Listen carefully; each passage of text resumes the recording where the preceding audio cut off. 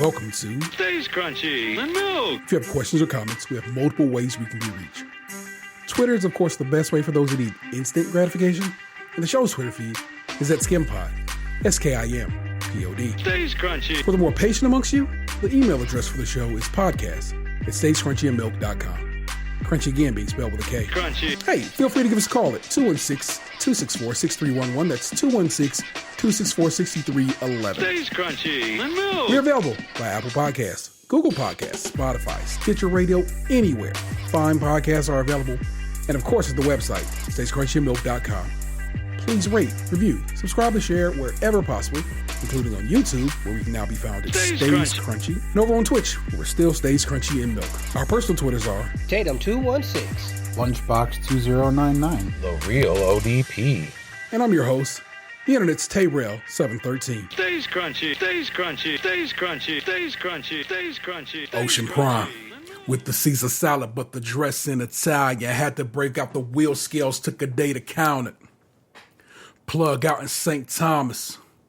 From the Virgin to the Cayman Islands, this yacht life at its best in flip-flops and my Nautica sweats. Got your bitch on her knees, swabbing the deck. Oyster pipettes flood the yacht with baguettes. Submariner, what a sea dweller. This is not a protect pack. Got sent from overseas with a postcard. Drowning in sin, life's a beach, need a coast guard. Great Lakes to the coast, activate the alarm. Now we docking the boat, big rope with the anchor charm. Simply straight Patron, 3,000 miles away from home. Middle of the ocean, had to cut the navigation on. Nautica competition accomplished on my windbreaker. Setting sail, taking Dramamine. I get seasick. Papa was a lady man. Popeye was a sailor man. Jewelry clearly Canadian. Diamond water aquarium. Fish scale professional. We got that oil sheen, yay. On the river trying to water whip me up a stingray. We got the same guns the Navy got. Why panic? Why these loose lips sinking ships like the Titanic? On a deserted island, Plug tried to leave me stranded. I can't understand his English. He can't understand my Spanish. Big fish in a small pond full of guppies.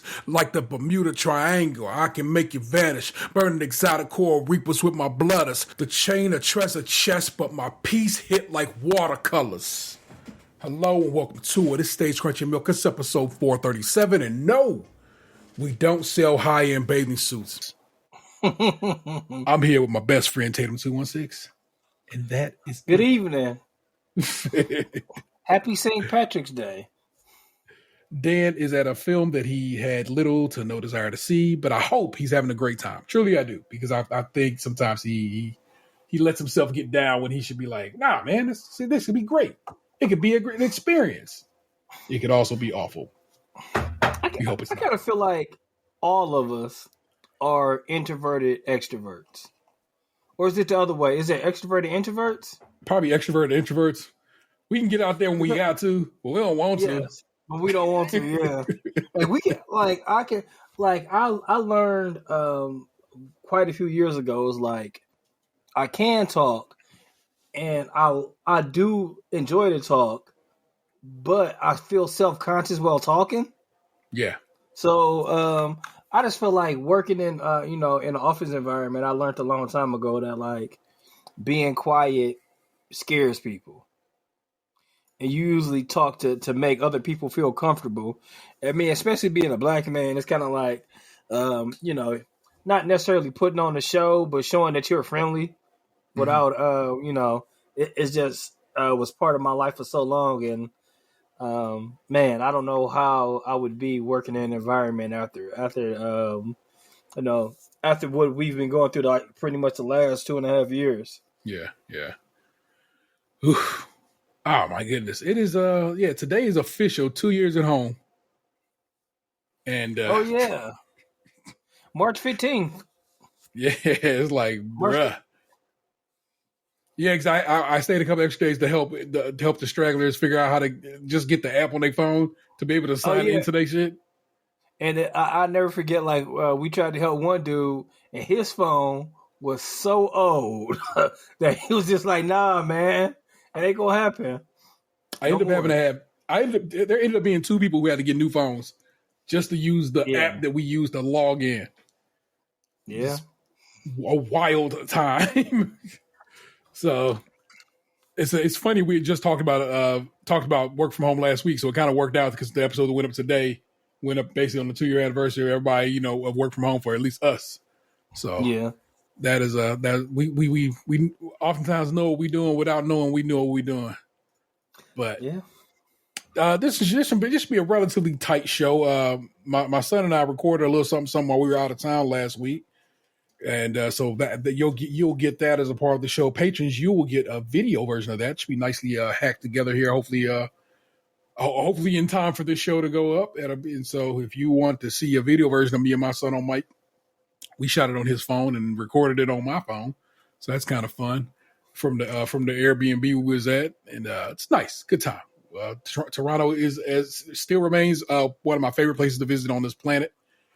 I know I need to widen that scope. I need to get a little further out into this planet to say that. But for right now, of the places I've been, it's pretty important to me, man. I really love it. Once again, unintentionally, we stayed at a building I've now stayed at three times as an Airbnb, 3 different spaces in that Airbnb, in that building. But this was by far probably the nicest of the 3 we stayed in, at least the highest up. So, yeah, I got one news story this week. Then, we just gonna hang out and bullshit, and then talk some video games, talk some TV or whatever, and hammer the asshole and head on out. And it's only 2 of us, like I said, so it should be a relatively brief stupor. You might get a show with 2, like, basically on the road entries into it. Because I already have the next On the Road with the Real ODP. They recorded earlier. And in fact, you, the patrons, have already heard it because that went up today for you guys. Today, as we record this, so like a week later. So you might hear it again in this show. Nothing to it, but you got it early. You got it way earlier than expected. I didn't think I was going to need it this week because I thought he'd be on the show this week, but turns out, hey, had one already stowed away. So, man, I will talk about that though. See, so I would because you'll hear about it in this show. My man and his wife had a conversation that took a smooth ass left, and I was like, we got to clean that up. So I got in there and I made that work a little better as a conversation because it got uncomfortable for your boy. As I was sitting there, I was like, oh, no bueno.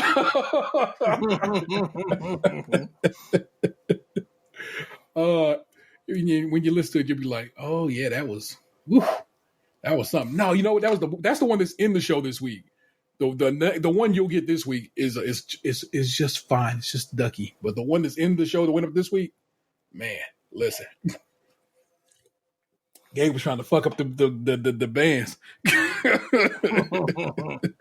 So yeah, I would say you can get out a listen if you haven't already. It's a very enjoyable kind of vibe.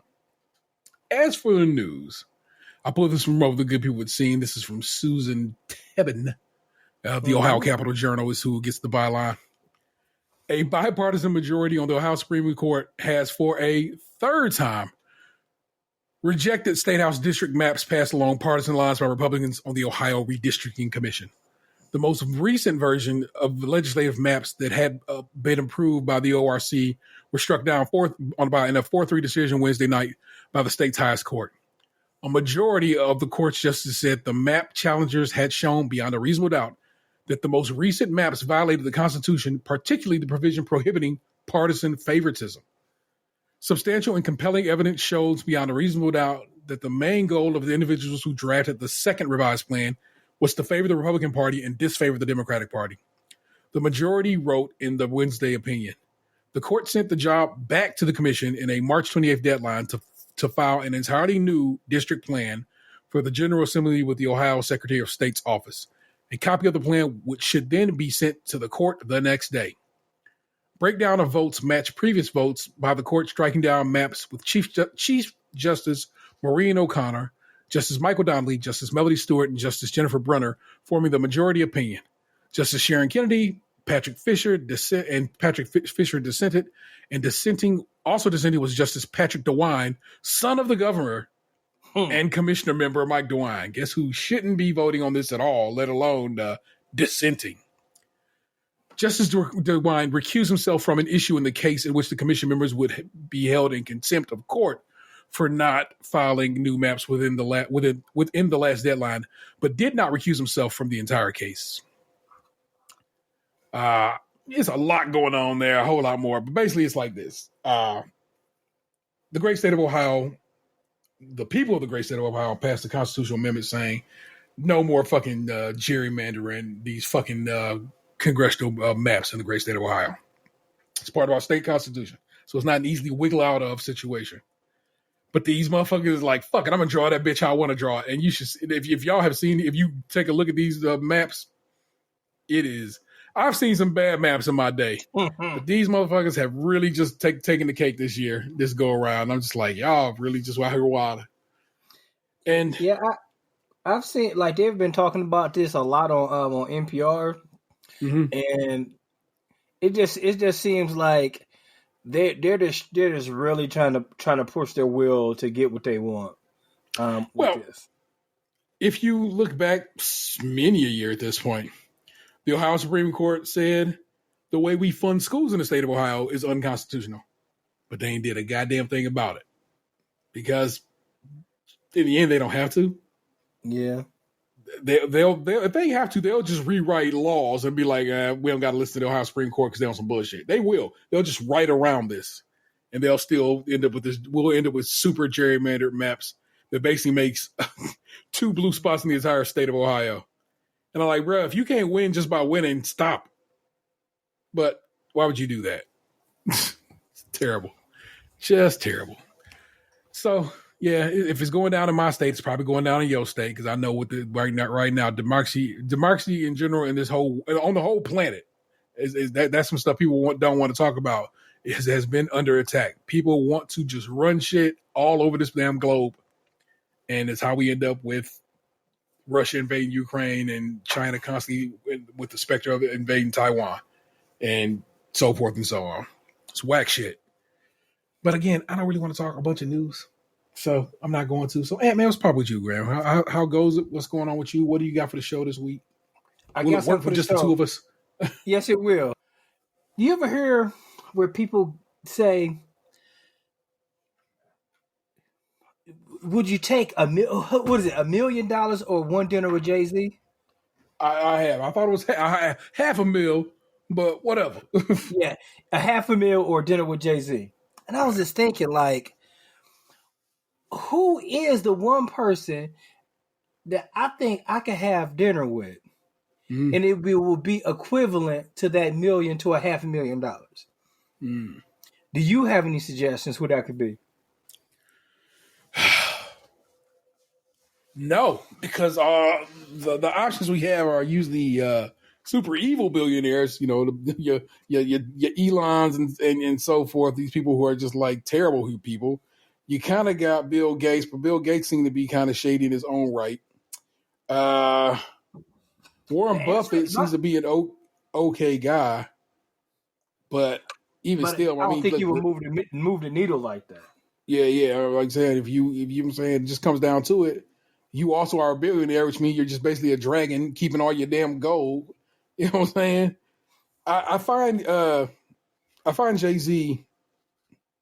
And again, I'll just lean on it because I find a black man who seems to be a bit of a self-made black man. I'm sure if we look into it, maybe Jay-Z's not as self-made as the story we've been told.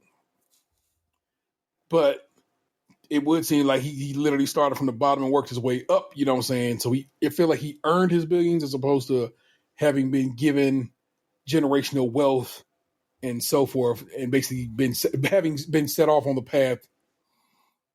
You know, without with means that a lot of folks don't have. So I feel like he earned his stripes. You know what I'm saying? And again, who knows? The story of Jay-Z might be like, nah, as it turns out, his mama was crazy rich or some shit.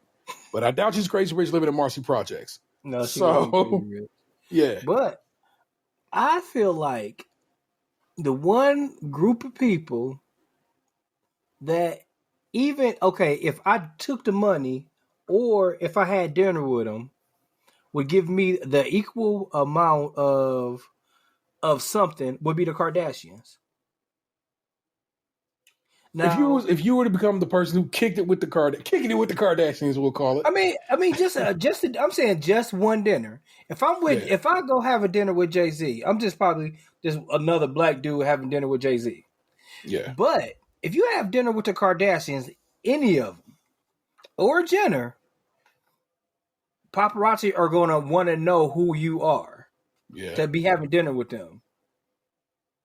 I was just thinking about that, like, because I was listening to it wasn't a TED talk or anything like it. It was something close to that on NPR or on one of the podcasts I listened to, and these guys had started a coconut chip company, and one of the things they tried to get into were airplanes as airport snacks.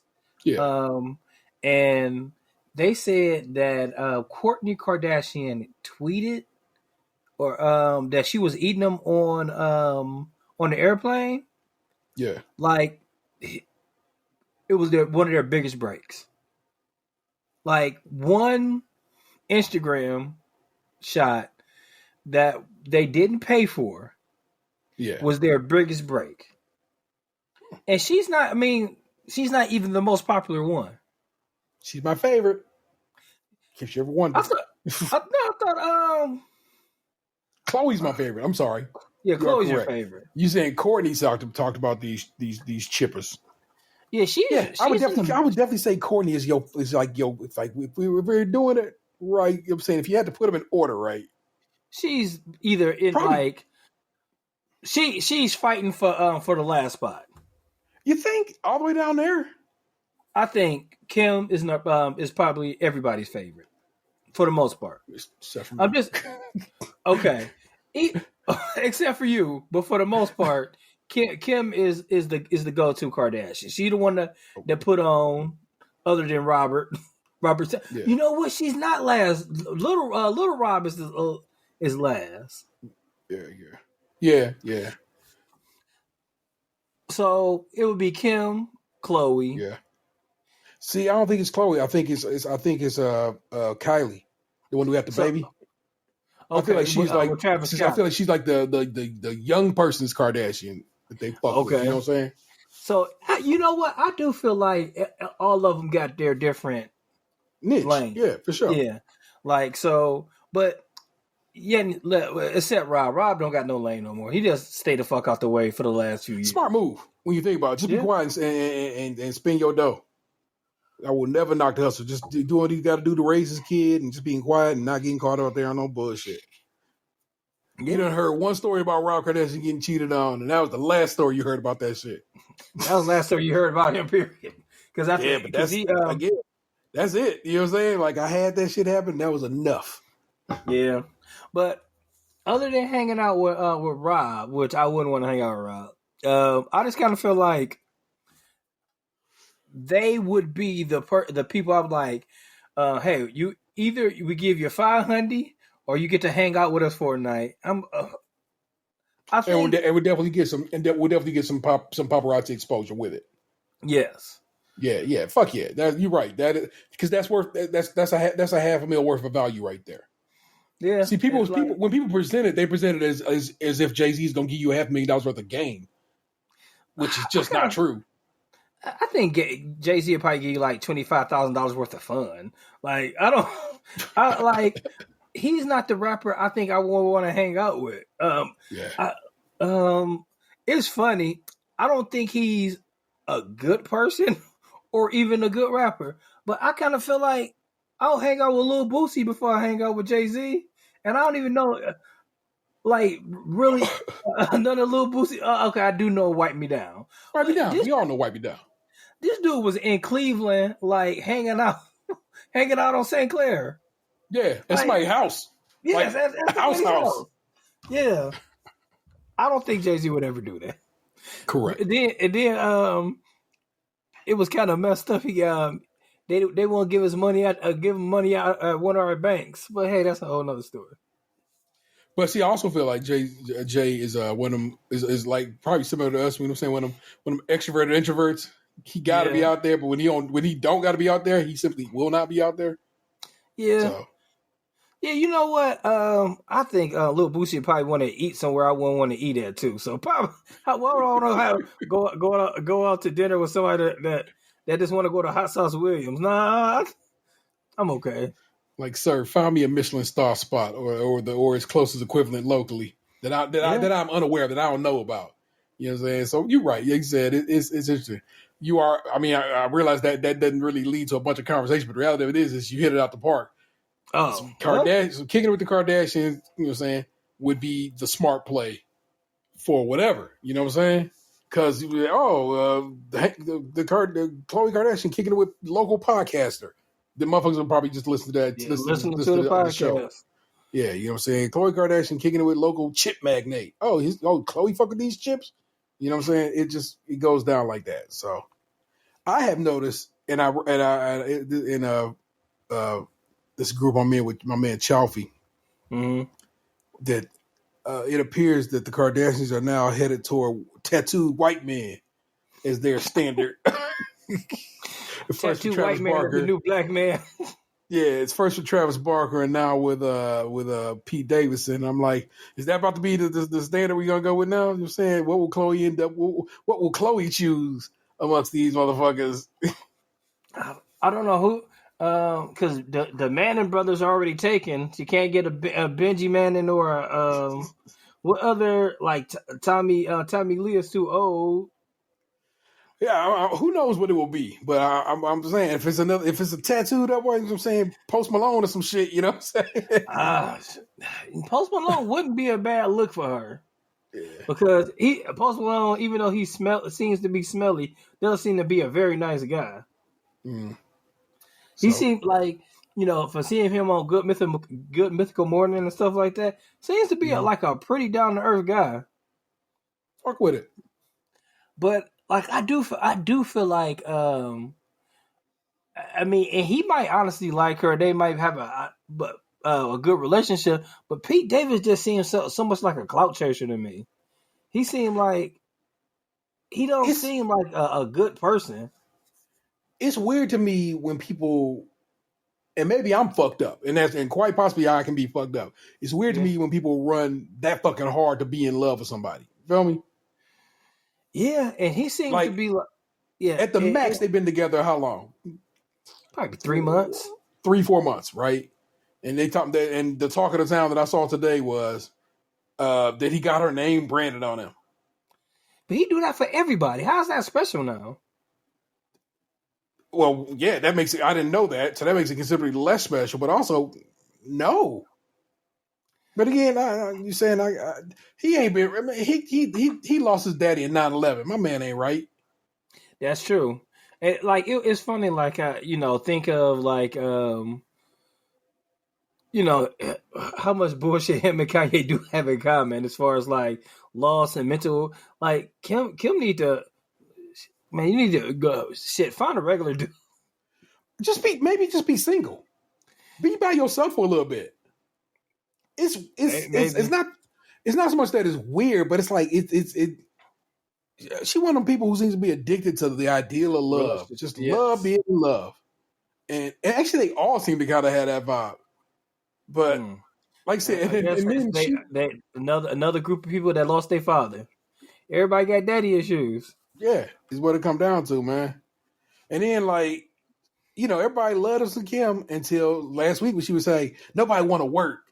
Until it comes out that she said nobody want to work. And then everybody like, oh, bitch, I'm about to light your ass up and we about to go down all the things that you and your family have done that's dirty. And I'm like, well, yeah, I've been hip to that they started a church so they don't got to pay taxes and this, that, and the third. I've been knew this. But it goes from me knowing it to now everybody knowing or people knowing it, you know what I'm saying? And so it's like she goes from like, oh, she the cool one to like you make yourself become an enemy when you do dumb shit like that. And so now people look at her like people are like who might have been rooting for her just last week is now like, man, fuck that bitch. I hope Kanye can't take them kids. I kind of feel like they're like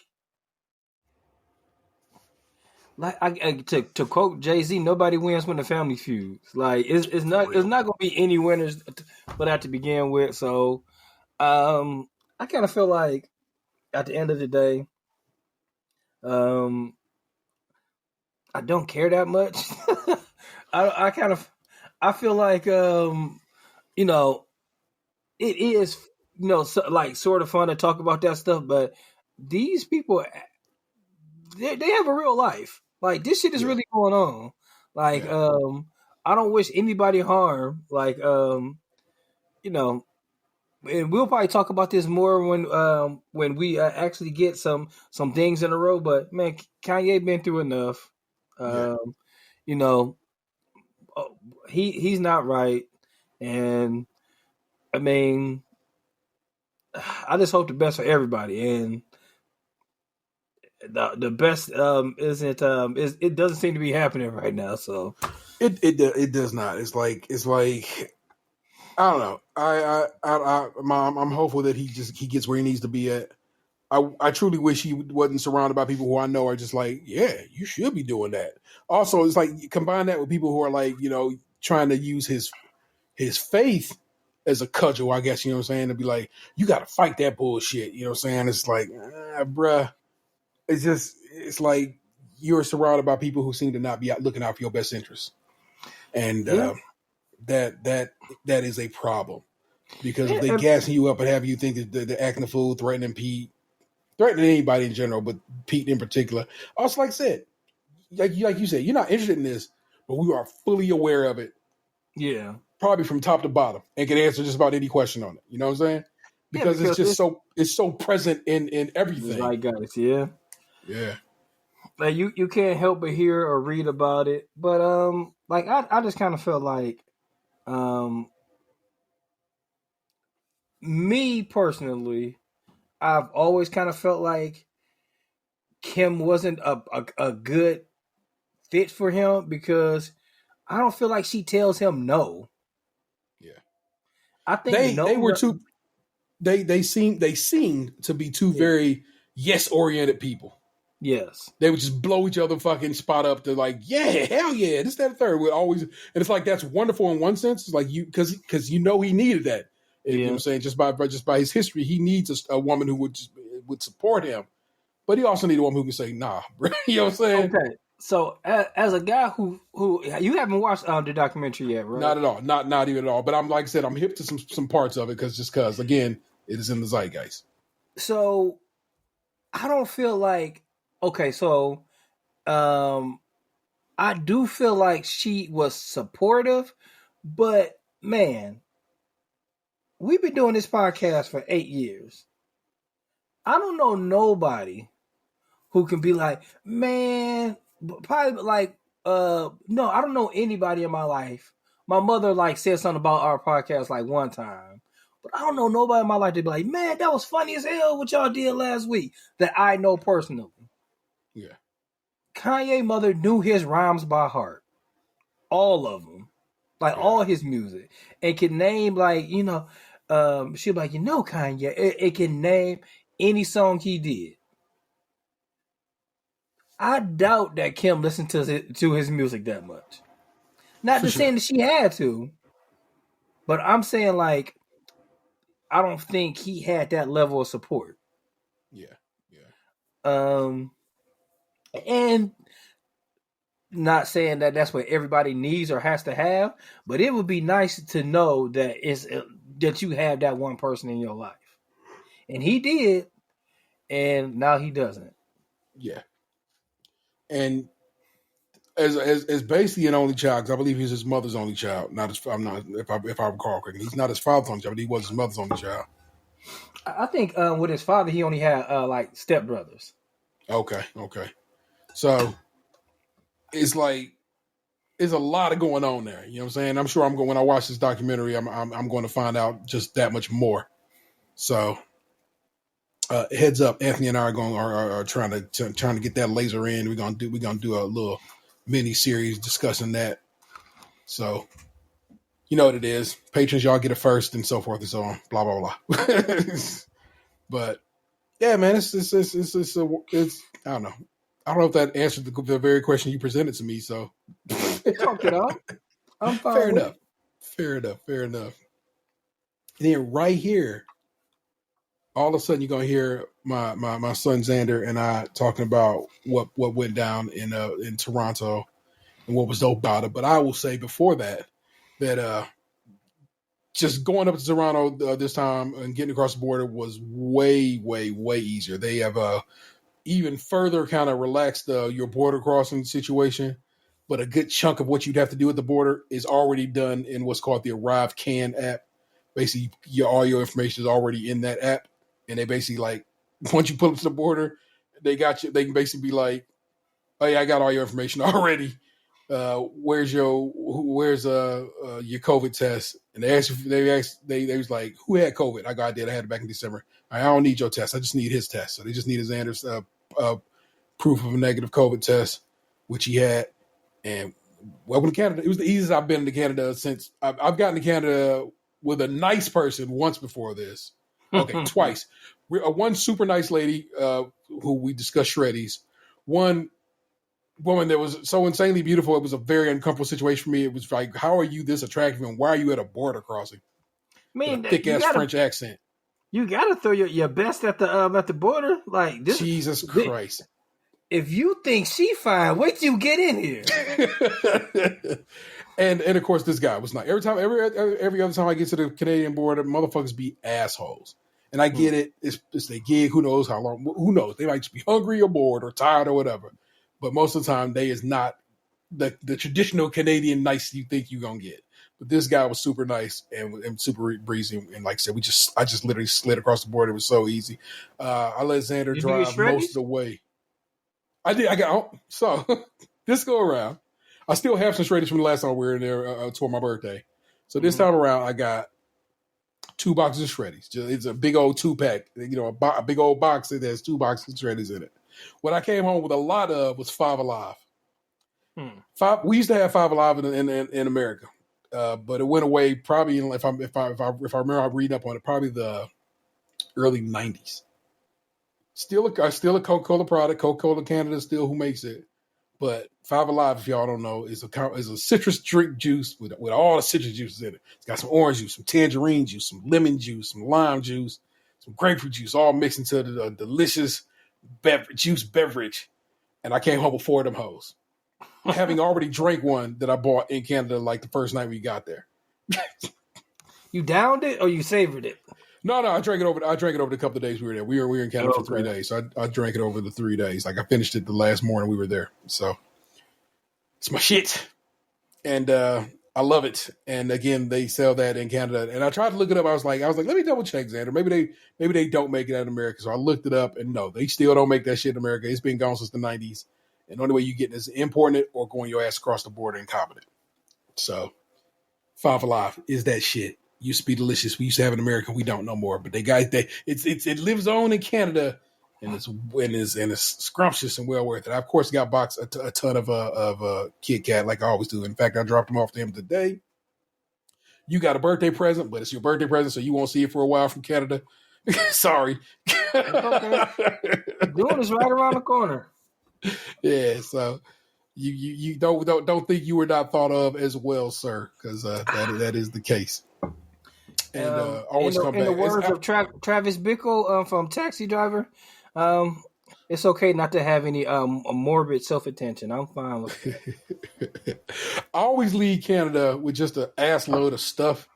And like, I wonder what they think of me at the grocery store when I go through and I'm basically checking out with tons of chocolate bars, wild amounts of juice, wild amounts of cereal, wild amounts of flour.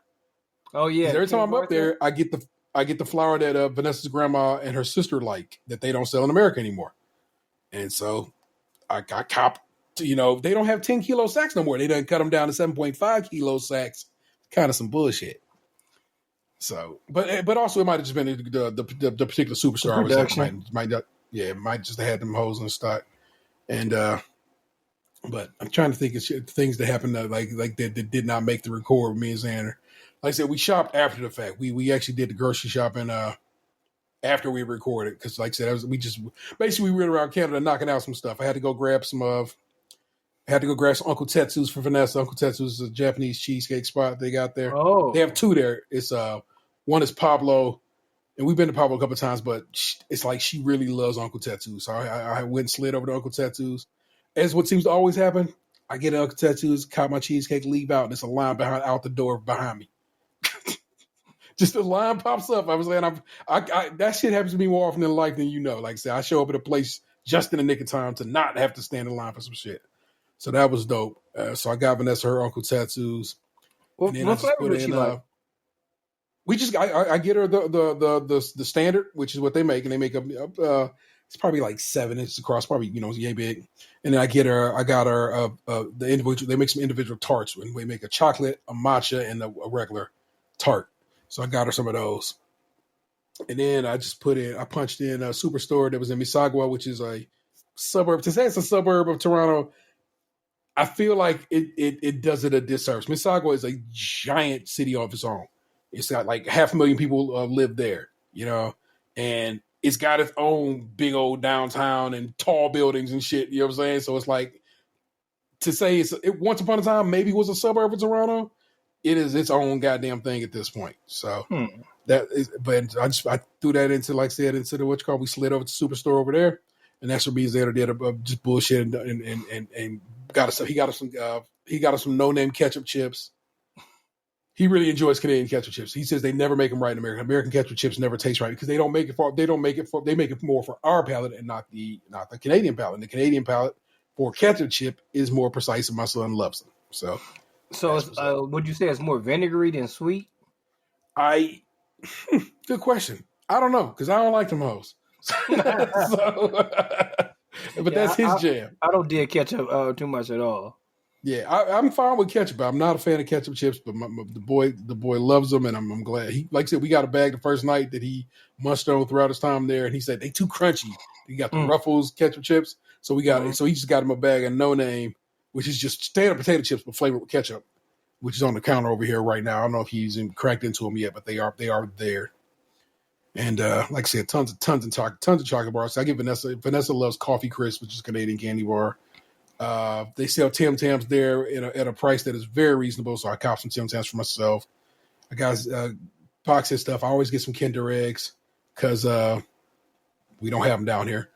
Yeah. So I should toss you one of those. I might have to hook you up because it's Jurassic Park. Oh yeah. So it's probably some dinosaur toys in the motherfuckers. So yeah, I got you. The boys were pretty excited. With the last eggs, you brought them back. Cool. Yeah, that's a dope little something. I tossed one in the box today, not thinking about it because he loves Jurassic Park. But I'm like, wait a minute, your kids love fucking dinosaurs too, so it's all to the good. I don't know. Like I said, Canada, bro. In particular, Toronto. I very much enjoy it. It was a smooth in and out. Every time I get to the U.S. border, and they says, "What'd you buy?" just in case you have to declare anything. I'm like, I don't know. Let me see. I got a couple video games. I said I got a record. I got some groceries, and it fuck them up every time. They stop on a dime. Groceries? It's like, why are you buying groceries? You live in Ohio. And I buy stuff. I don't know why they wouldn't think. I said I don't know why they wouldn't think like it's stuff that we don't have. It's groceries would be like the number one thing.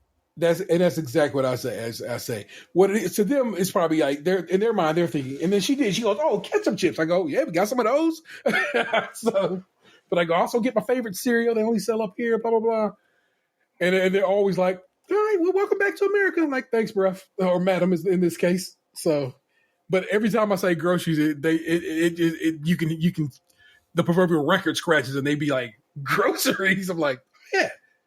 I've yet to get pulled out of line and told I'm gonna check your car or anything yet. But if they ever do, it's gonna just be groceries, and they're gonna be like, "What the hell is you doing grocery shopping, man?" I mean, just like when we were in Chicago, we were looking at the different liquor that we couldn't get in Cleveland because you can buy in a straight up. When we should have went to Target, like when I went into that Target in Chicago, it was crazy. Like just seeing a sheer like the liquor aisle. Yeah. And we have to go to a state store in order to get liquor here. So I mean, just to think about that, it's like they got all sorts of shit that we don't have here. Yeah.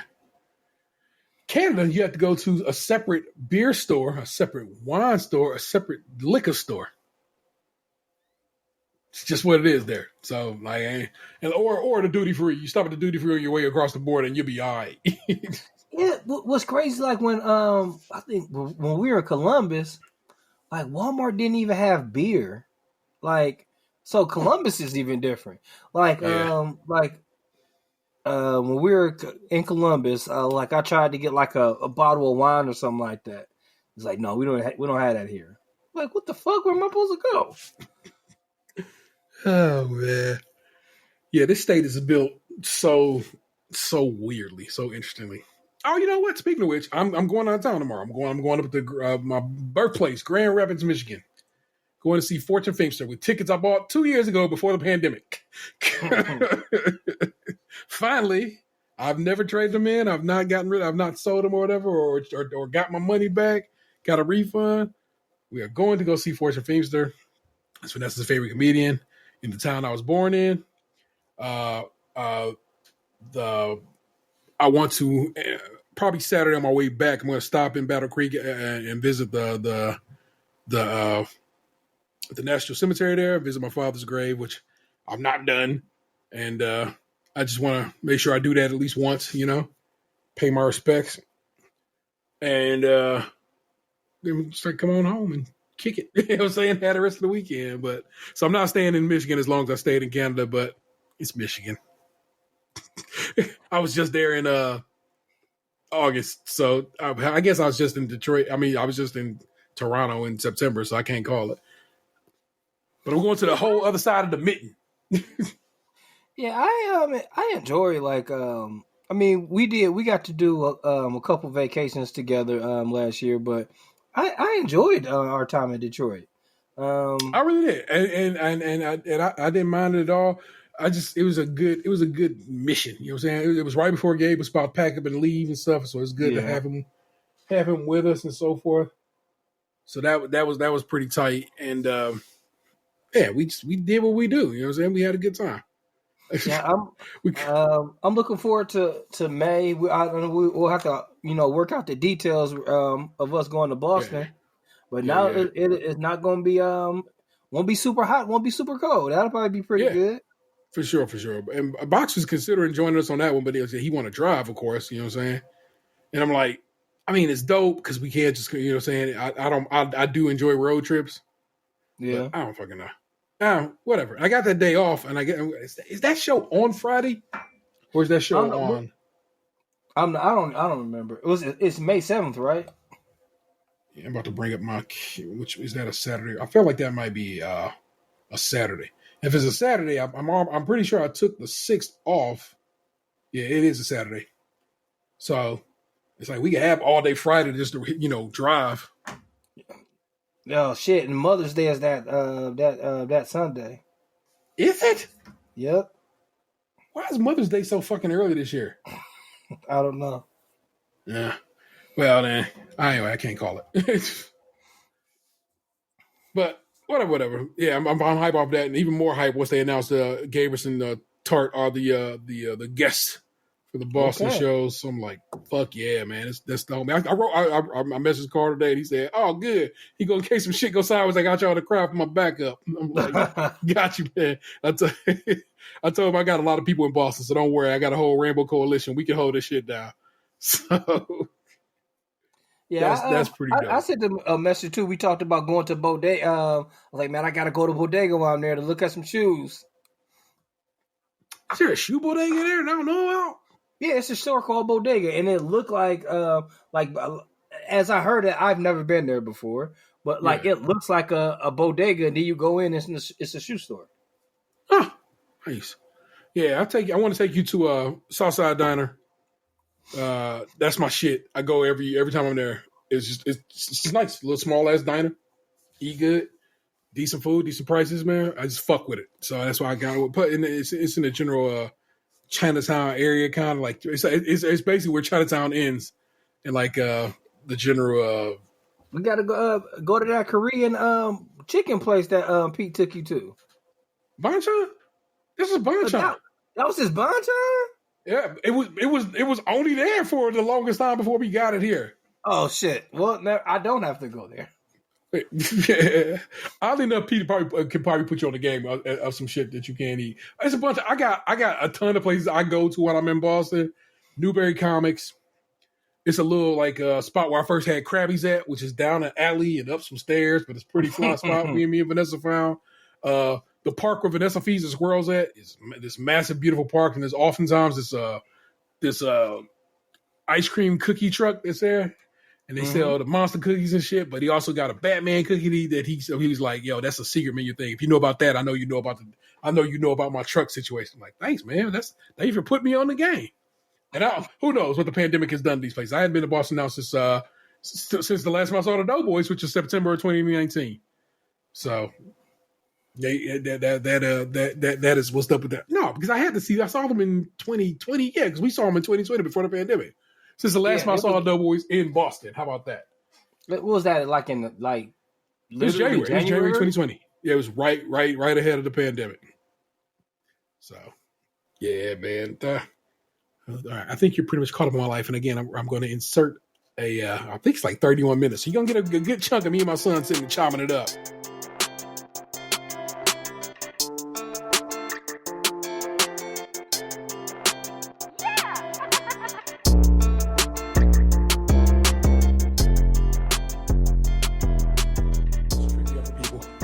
Hope you can see me. Hope you see my kid.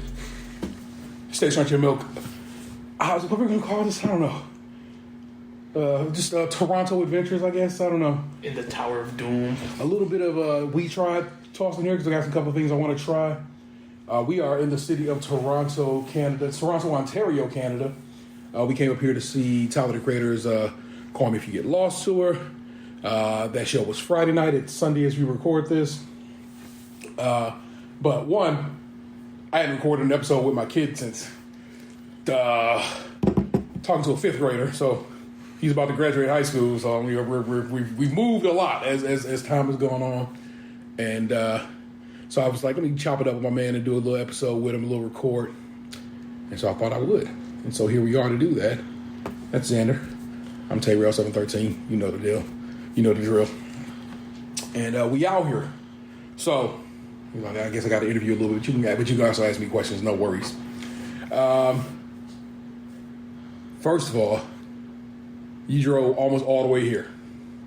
And is that the second time you've done that? Or is that the first time you've done all the way? You got second. Okay, yeah. Because we came for that game show. Wow, man, were you driving then? Yeah, I had like my You had your learners, though. You had your learners. Okay. So that's what that was. And we drove to Virginia that one time when you took a good deal of the way. Was you still on your learners or you had your license yet? I think it was learners too.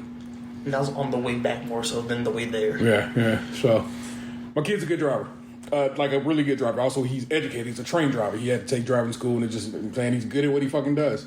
And so I gratefully took a nap because I could, because my man had the wheel and everything was fine. And I think that's pretty dope that I can get my kid to drive me anywhere, and I can just be like, roll on, brother. My rules in our car, the rules in our house is if you are driving, you are the DJ. So I let my man have control. He ran the set, spun the tunes. And I was all right with it. So I think that's pretty dope. How you like driving across country like that? Because we got some driving to do this year if we get our trip off. See, it's fine because I just drive for fun normally. So it's not like long. It's just actually going somewhere instead of just being like I'm around Ohio driving. Yeah. It's nice to have because for years I have been the guy who drives. And I try to switch out with Vanessa often, more than I have been. But oftentimes I'm just like, I'm gonna ride this motherfucker. And then I'm getting old, so like my hip be like, because the whole time you tapping the gas, tapping the brake, and that really is a bit of it's on your tensions of your legs, so it can be a problem. So having the ability to take breaks or just be like, all right, you got this for a while, is nice. And I don't know, I like having you as my little co-pilot when I can. So, and that's why I think driving across country this in the summertime is going to be real dope because we got 3 of us that can drive, and that'll be very helpful. That's just a good rotate. We all keep it motherfucking moving, and hopefully we can have a good trip because of that. Definitely, you sit in the bag. I have sat in the back before. I don't care as long as we got no space back there. I don't be caring, man. It's just I'm tall, and almost every vehicle we get or I own, I'm just like I can't do shit about it. It's not even just that I'm fat. I'm mad long at that. Y'all like 6'2", And so that shit it matters. I have longer legs than I have a taller torso. So I have long ass legs and they be all crunched up. I can't be sitting in the back in most situations. So that's just what that is. That's disrespect on my frame. Sorry. Yes, I'm a big man, but I'm also a big man. But what do you think of the city as you got older after you come here? This is like your third time here, I believe. And what do you think about Toronto? It is one of my favorite places in the world, but what do you think of it?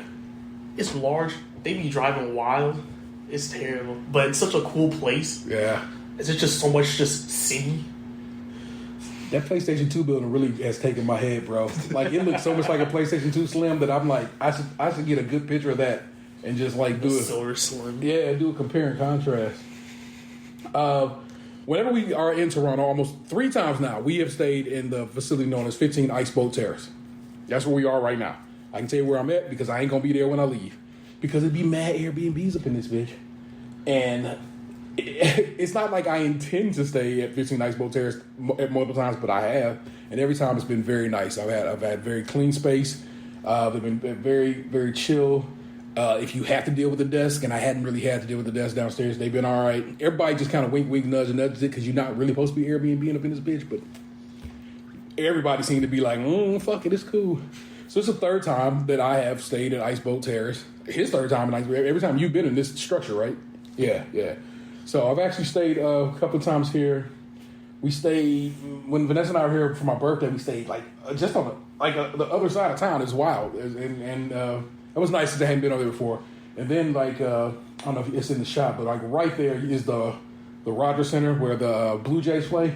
And like we stayed in the building that's directly across the street from them. That's over here, one of these apartments. So I've had, like I said, I've been here a few times, and I love coming up here. It's my jam. It's cold right now, which is different than I normally come up here, but I don't know. I truly would. I tell people all the time, Toronto is it's an international city. It's a very diverse crowd group. I never have caught flack from anybody or somebody be mean or whatever. Somebody beat their horn at me for the first time yesterday, and I'm like, I guess they was right, but at the same time, I'm like, bitch, they roll out on you. But that's fine. Most situations, truly the notion, the stereotype of Canadian friendliness is legit.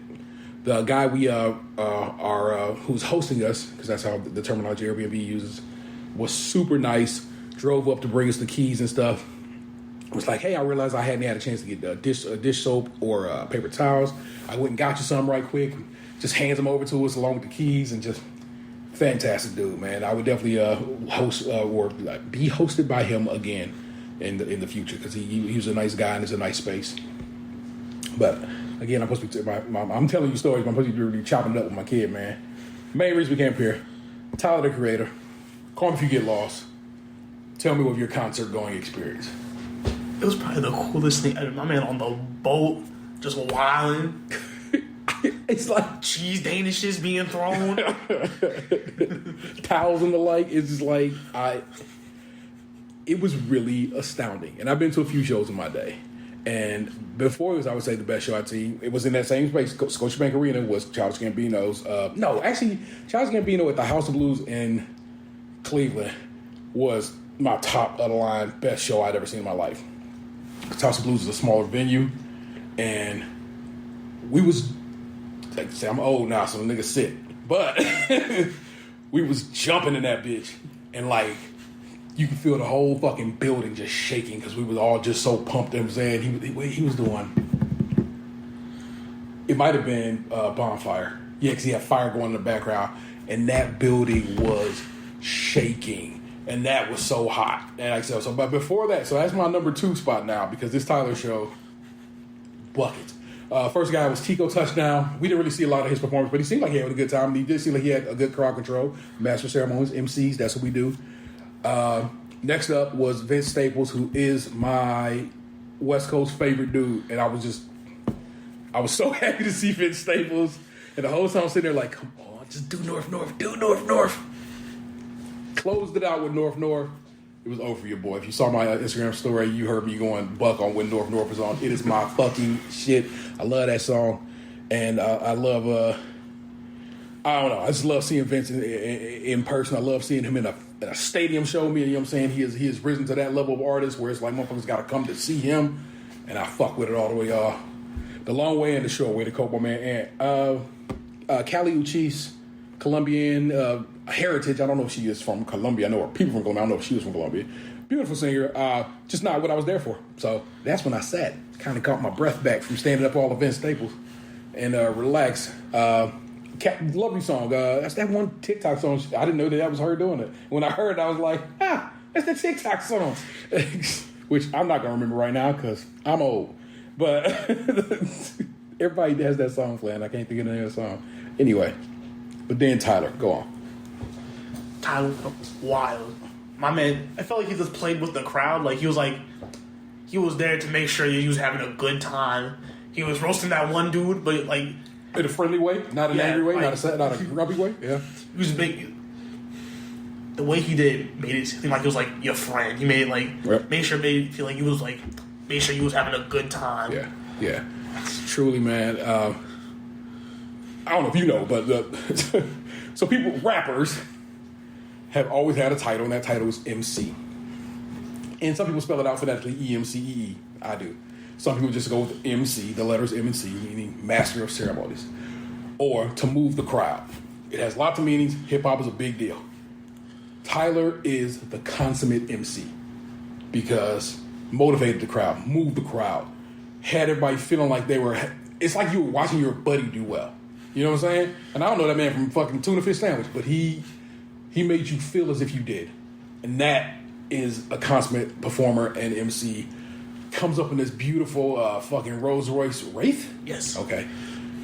Tiffany blue that rises up out of the fucking stage that he's sitting in, hanging out the sunroof, and then he gets out and just starts flowing. And everything about the rest of that show, bro. From nowhere, because I don't remember that boat coming out. It was underneath the stage when he drove out. Yeah. So at some point, a boat appears. A valet walks out to stand at the dock and ushers Tyler onto the boat. And the boat then surfs across the arena, or sails across the arena, rocking back and forth. And because the way the crowd is situated on either side of the boat, it looks like the boat is crowd surfing. Fucking fantastic. And he goes to the other end of the stage, which have been set up to kind of have a desert kind of vibe, and proceeds to just bring the fucking house down. Because over there, he does a medley of old Tyler joints. But Tyler Jones, everybody fucking knows, you know what I'm saying? He fucking did Yonkers. I thought I had heard from years of rumors that he hated Yonkers. Like, didn't like that song. But he seemed just excited to be performing Yonkers and any other number of songs. And that was hot. I don't know, bro. I appreciate everything about that shit. We bought good tickets. So me and Xander watched Tyler at the Lollapalooza. It was live on Hulu when it was Lollapalooza popping last summer.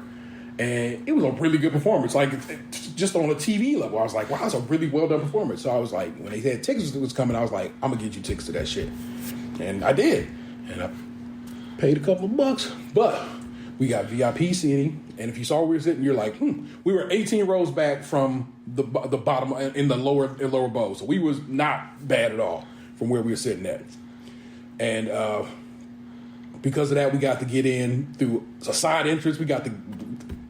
We were taken care of. Also, we got to go buy merch before anybody else. It was real fucked up to see people standing in a very long line, and we were over there just like 2 people back. Because the blue VIP ticket, and we had the wristbands on. They got us through. It was kind of a vibe. I don't want to be that guy. I'm never that kind of dude, but come on, I got to be real with you, man. It was kind of dope to get that kind of treatment. But Scotiabank Arena is a very nice arena. The seats are tight. But all arena seats are tight. They build them to fit as many people as they can. It's a fucking slave ship. I hate it. Slave ship, too much tea. It's built bad though, okay? What was your favorite piece of the night in that situation? What song would you use like, this is what I needed to hear? Probably 911. Yeah. Everyone was just so with it, and it's just so fun. Yeah, it was real good. It was Earthquake for me because he pretty much closed it out with Earthquake. Did he close Earthquake? Do something after that? New Magic One. Okay. I love that song. It's so good. No doubt. But Earthquake, that crowd was in. Like, it was like, that one almost got me tearing up because it was just like, the experience was overwhelming at that point. I was like, the song is hype as fuck, no doubt. But everybody, you could feel that energy. And I like that. I love that. That's what I like about going to concerts. And it's what I've missed about concerts in this COVID times is there's something to be in a place with a bunch of motherfuckers that you know pretty much get down with the shit you get down with, all enjoying what you were enjoying on a similar kind of level and kind of wavelength. I could feel my head like tingling off of that shit. It was so dope. You know what I'm saying? And like I said, it almost started getting your boy in tears. It was just like, this is that. Like I said, that's why I know like that. This is the new standard for concerts. I mean, saying concerts at that level, especially arena size shows for your mans, because it was dope. I was there with my fucking kid, and he got to see, you know what I'm saying, one of his favorite artists live and uncut and in person and shit. It's like, it's dope, man. It's just hands down, it was dope. That's how you come into fucking town, because we got in one. I guess I should tell you about the journey into Canada. We live in Cleveland, Ohio, and usually to get to Toronto about a 5-hour drive. Not this time. Guess that tell you something about my son and how he whipped the foreign. But it was maybe 4 and some change, and even the border. So the border is usually where you get caught up at. The border is usually about an hour. You're just sitting there, slowly but surely calling cars through. But nobody was fucking at the border on a weird Friday morning. So we were 2 cars back. Yeah, all right? Yeah. 2 cars back. Because you have to use what's called the ArriveCAN app, all the data that they need about you is in there, so they don't really got much question to ask you. Do you feel sick? Nope. Got your test? Yes, I do. Hey, which one of y'all had COVID? That was me. Oh, I don't need your test. I just need his test. Oh, dope. All right, welcome to Canada. First of all, I've had 2 nice border crossings in Canada where the person was friendly. One was a lady when I was crossing over in Windsor, because I was just going to I went to Walmart, but I was just going grocery shopping over there because I was like, fuck yeah, I got to get some Shreddies. And she was a delight. When I told her my favorite cereal was Shreddies, I love Shreddies. I love the honey ones. Like, I'm a regular Shreddies kind of guy, but I feel you. And we had a good conversation. 3 times. Another lady was wildly French, because they speak French in Canada. And she was insanely gorgeous. It was weird to have a woman who looked like that just working border. I'm like, why are you here? You could be any other place. This seems strange. And she was very nice, but wildly French. So it's like it was more like, I don't know if we understand each other. We're gonna keep moving. Well, no, I know she understands because she lives in Canada, which means she speaks both languages probably just fine. She's just really French accented. But most of the time I come to Canada, it's an asshole at the fucking door who just want to be, you got guns? You got drugs? I'm like, bro, you gotta relax. Because you were working me up because you were like coming at me this way. But this is a very nice exchange. He was just like, he was very stereotypically Canadian. That was kind of a nice experience. And sent us on our merry way. We slide back in and just rode up the road. So, Canada, man. It's the bee's knees. If you live near enough to get a job at a border, just come to Canada. Visit Canada. Especially if you live close enough that you can visit Ontario, because I fuck with it. Yeah, that show was amazing. And it's like one of my great experiences. I'm glad I got the experience with you, Junior, because I think I fuck with it, like I said, and that was pretty righteous. Yesterday was Saturday, and it was cold as shit outside yesterday, bro. I was like, it was cold. It was sunny when we woke up, but then snow would come and go this whole time, and we are, not to stunt, you know what I'm saying? We're on the 30th floor up in this motherfucker, you know what I'm saying? So we high above the city. And so we can watch the clouds roll in and roll out, and that is wild to see. And I'll probably have Vanessa edit some pictures in, because we've taken some pictures from the balcony that scares me so very much. But I actually stepped out on it yesterday, so that's growth as a human being, because man, I am afraid of heights. But we didn't really leave yesterday. We kind of just sat in the house, sat up in here for a little bit. But then we had to go on a food mission, and I know that a couple of restaurants that I constantly hear about are here in Toronto. And one of them is Jollibee, which is a Filipino joint. And Jollibee supposed to have this hit-and-ass chicken sandwich. So I was like, yo, we're going to slide into Jollibee's with this chicken sandwich.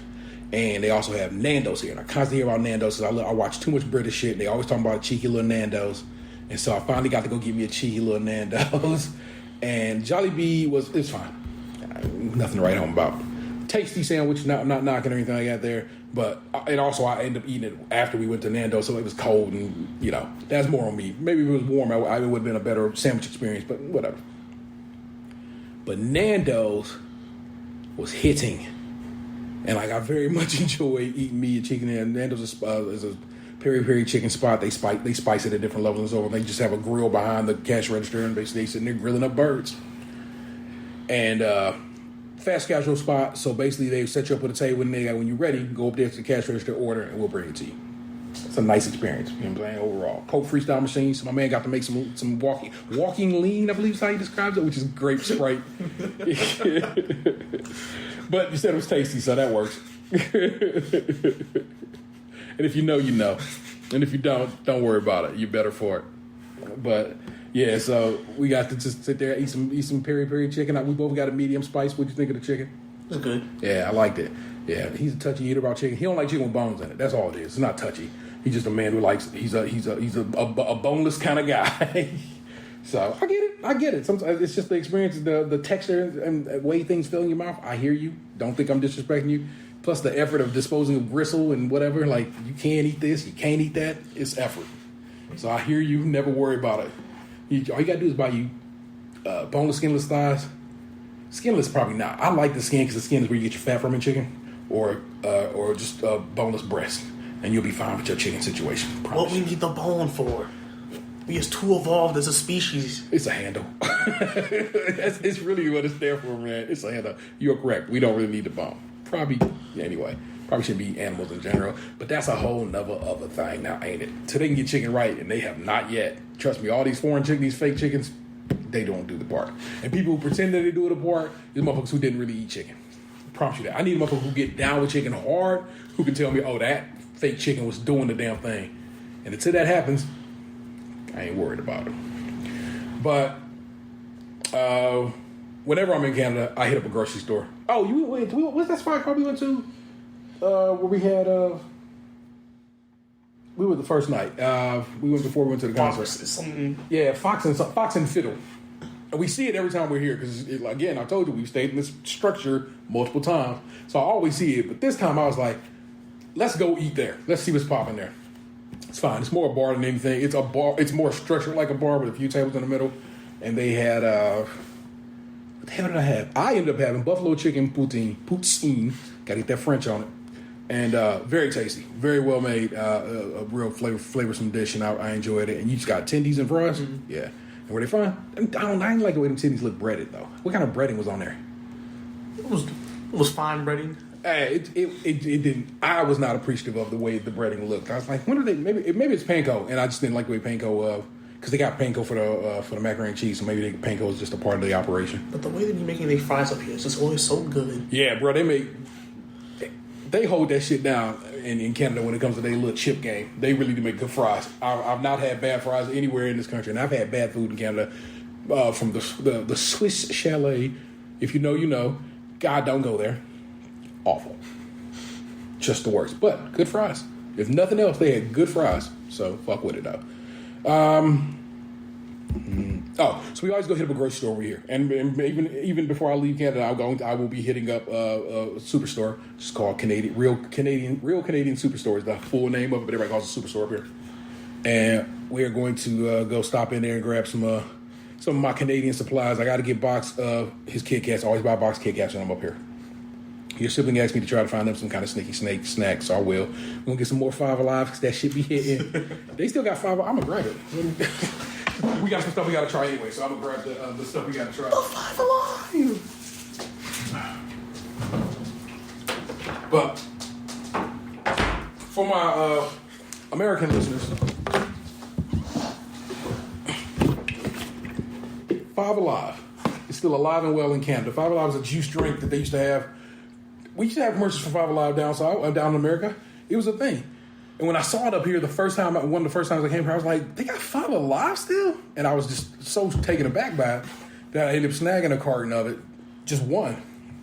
And I was super mad that I only got one. So while we were at the store earlier, when we first got here, I copped a carton because I just was like, I want a carton just to have on deck while we're here.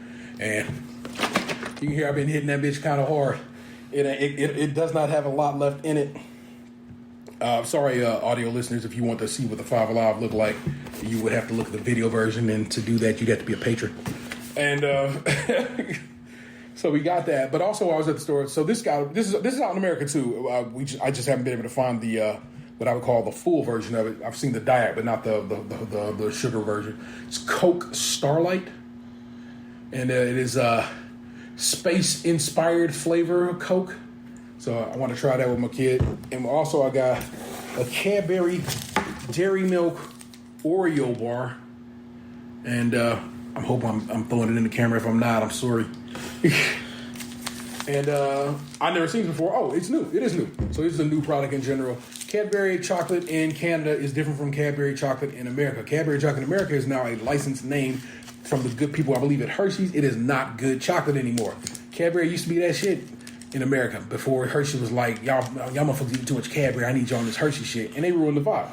And so if you want to get good Cadbury, you got to order from other people, other places, other countries, or you just cross the border if you're close enough, and you can get that good Cadbury. And we've done this before on We Tried or Stage Crazy Meal Proper, where we've tried Cadbury versus Cadbury, and the difference is so stark and so challenging to your palate. You'd be like, why did they do that to us? Why did they play us like this? Why, Hershey? Because you knew what was up. I knew it and you knew it.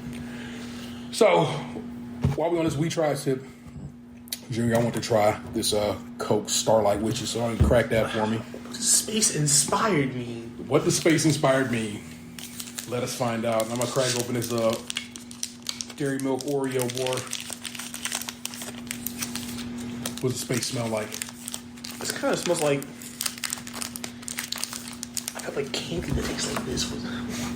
Now I read and heard somewhere that actual space, if you could smell it, smells like burnt steak. Burnt steak. It smells like candy. Well, go ahead, hit that 40. Let a nigga know.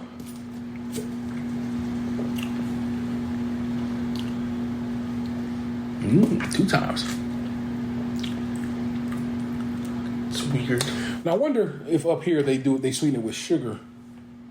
No, sugar, glucose, fructose. So they use a combination of it's not corn syrup, but they do use a syrup as opposed to just straight up cane sugar like they do in Mexican cup. So let me hit this bad boy.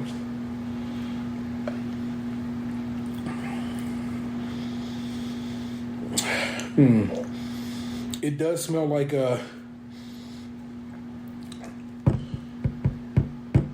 Lucky Charms.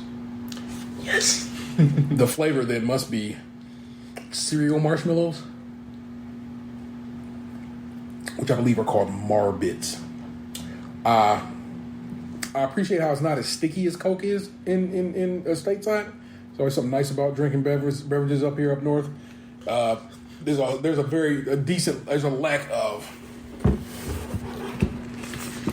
lack of corn syrup, and corn syrup really need to be sticking to the tongue. I'm gonna hit this 5 Alive. Gotta cleanse your palate with the 5 Alive. Ooh, that's terrible. I had just brushed my teeth and rinsed my mouth before we started recording. I was like, damn it, I forgot we had to do some We Tried. So that's more on me. That 5 Alive be hitting, bro. It's my shit. It's so good. It's so good. Right now, it's not great because, like I said, I just brushed my teeth. But it be like I said, don't think I'm not going home with like 5 of them hoes. All right, let's get this again. My flavor concern is going to be off, but Xander's will probably be a little more accurate. You gotta get 5 to stay alive.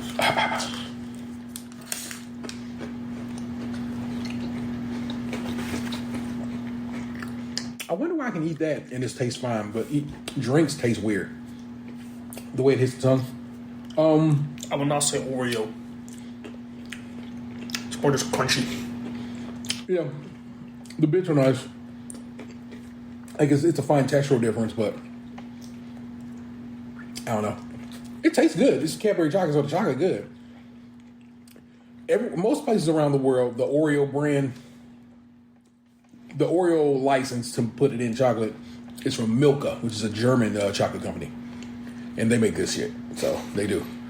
So it's interesting to have a Cadbury chocolate as opposed to Milka chocolate with some Oreo bits in it. The cream is not really representative of Oreo at all. The bits are nice. They're good. They're crunchy. It's a nice textural difference, but it's good. It's just not great. And sometimes I come through and I'm expecting great. And simply did not have that here. It's fine. Who cares? Fine is okay. The plot of this game today is we got to check out this hotel, this Airbnb in like... What the hell time is it? I have a watch on. You're saying, don't you know what time it is? In about an hour. And so we're going to head over to Uncle Tetsu's to get Vanessa a Japanese-style cheesecake. She loves them, and I love bringing them home to her. And I'm gonna find a record store probably as we get a little more toward Niagara Falls, because I just like trying to buy records. And today I always go to one record store when I'm up here, and that's Sonic Boom over there on is that Queens? No, that might be. I'm trying to remember the street that Sonic Boom sits on, so I can say I can know my Toronto directions and shit. But whatever. It's off of in the general Queen Street general area. It's not New York. Spadina. It's Spadina. Man, I'm drawing the pictures of the streets in my head. It's on Spadina. Sonic Boom is a dope little record shop. They have a little bit of everything. I should go there today. Fuck. We might go there today. Just my copy of Budokai 2 for the PS2. How much was that? $7. Okay, because that's less than the GameCube version. GameCube was like $20. All right. Well, they open at 12, so we're gonna be over in that general area. We can probably hit them up. I was gonna tell you to order that off online, but that's still even cheaper than what I saw on eBay. 30. Oh no, I saw it for $11. Yeah, complete in boxes, but it was $11, but and free shipping. So, but you can get for $7 and have it in hand, not to wait like $5. Yeah, for real. Your dollar goes far up north here. I got to tell you that. That's real. So we can do that. We can dip over there. So we go to it's A&C Games, also on Spadina. It's just a little further down. And like I said, we'll stop in Sonic Boom. I want to see if I can just find. I like going there for looking for more 12 inches and singles and stuff like there. They have fine records, but their prices are like ooh. But if I can get some old school 12 inches and stuff like that, they're usually priced more fair. But also, like I said, I want to see if I can maybe stop at a record shop in the general Niagara region as we get closer to New York and shit. But yeah, that's the plot. That's the scheme of it, man. We out here. Like I said, I just want to chop it up with my man. Do a little something with my show. You almost done with high school. How does that feel? Weird. Because I got nothing to really do. Yeah, I mean, you know what I'm saying. We got to hit that one school up to see. Just to see. You know what I'm saying. But the plot and the scheme is life. It's kind of nice to not have something to do for a little bit. You know what I'm saying? I mean, you can work if you want to. Well, probably gonna need to, just because it just is what it is. It's the times we live in. But also, you live in a time where motherfuckers is trying to pay a decent wage, and you can be like $20 to go work at Target, $28. Yeah, you know what I'm saying? Like if you want to go ahead and hit your mans up with that kind of dough, I need you. If they're gonna do that, they need to make they got to give you full-time hours. Don't fall for nobody on some bullshit like I'll give you this much money, but I'm only gonna give you 12 hours a week. Well, my guy, you're doing nothing for me at that point. But that's what's gonna be hot. You know what I'm saying? You get to live a little more. Transport kids giving you benefits. That's hype. Look, anybody who's gonna give you vacation, 401k, and all that good shit, fuck with it. Just that's. They're giving me insurance. Yeah, but you're on my insurance, and I ain't gonna kick you off of that. I mean, you can be on my insurance till you're 26, so you might as well just take advantage. 26. That's just the cutoff. It's a part of the general Obamacare package. That's just a weird age. They knew people were needing to be on their parents' insurance a little longer. Plus, like if you were in college, but also then went to post grad work, 26 is about the time you'd probably get out into the world to start working. So for the time being, you can not have to pay for insurance, which is good. Because you're being on my insurance, and you can just let your money kind of stack. And that way, you got money, you got a savings account builder. You build your credit up, and then you can maybe get a house. These times are weird, but it means that you at least have good credit and a cushion of savings saved up, which is the point. Try to do again. We're always trying to be just a little bit better. I've done a bit better than my mom did. She did a bit better than her parents did. So from this on, I want you to do better than I have done, and I've done okay, but you can do better. And then if you do better than me, if you have kids one day, they can do better than you.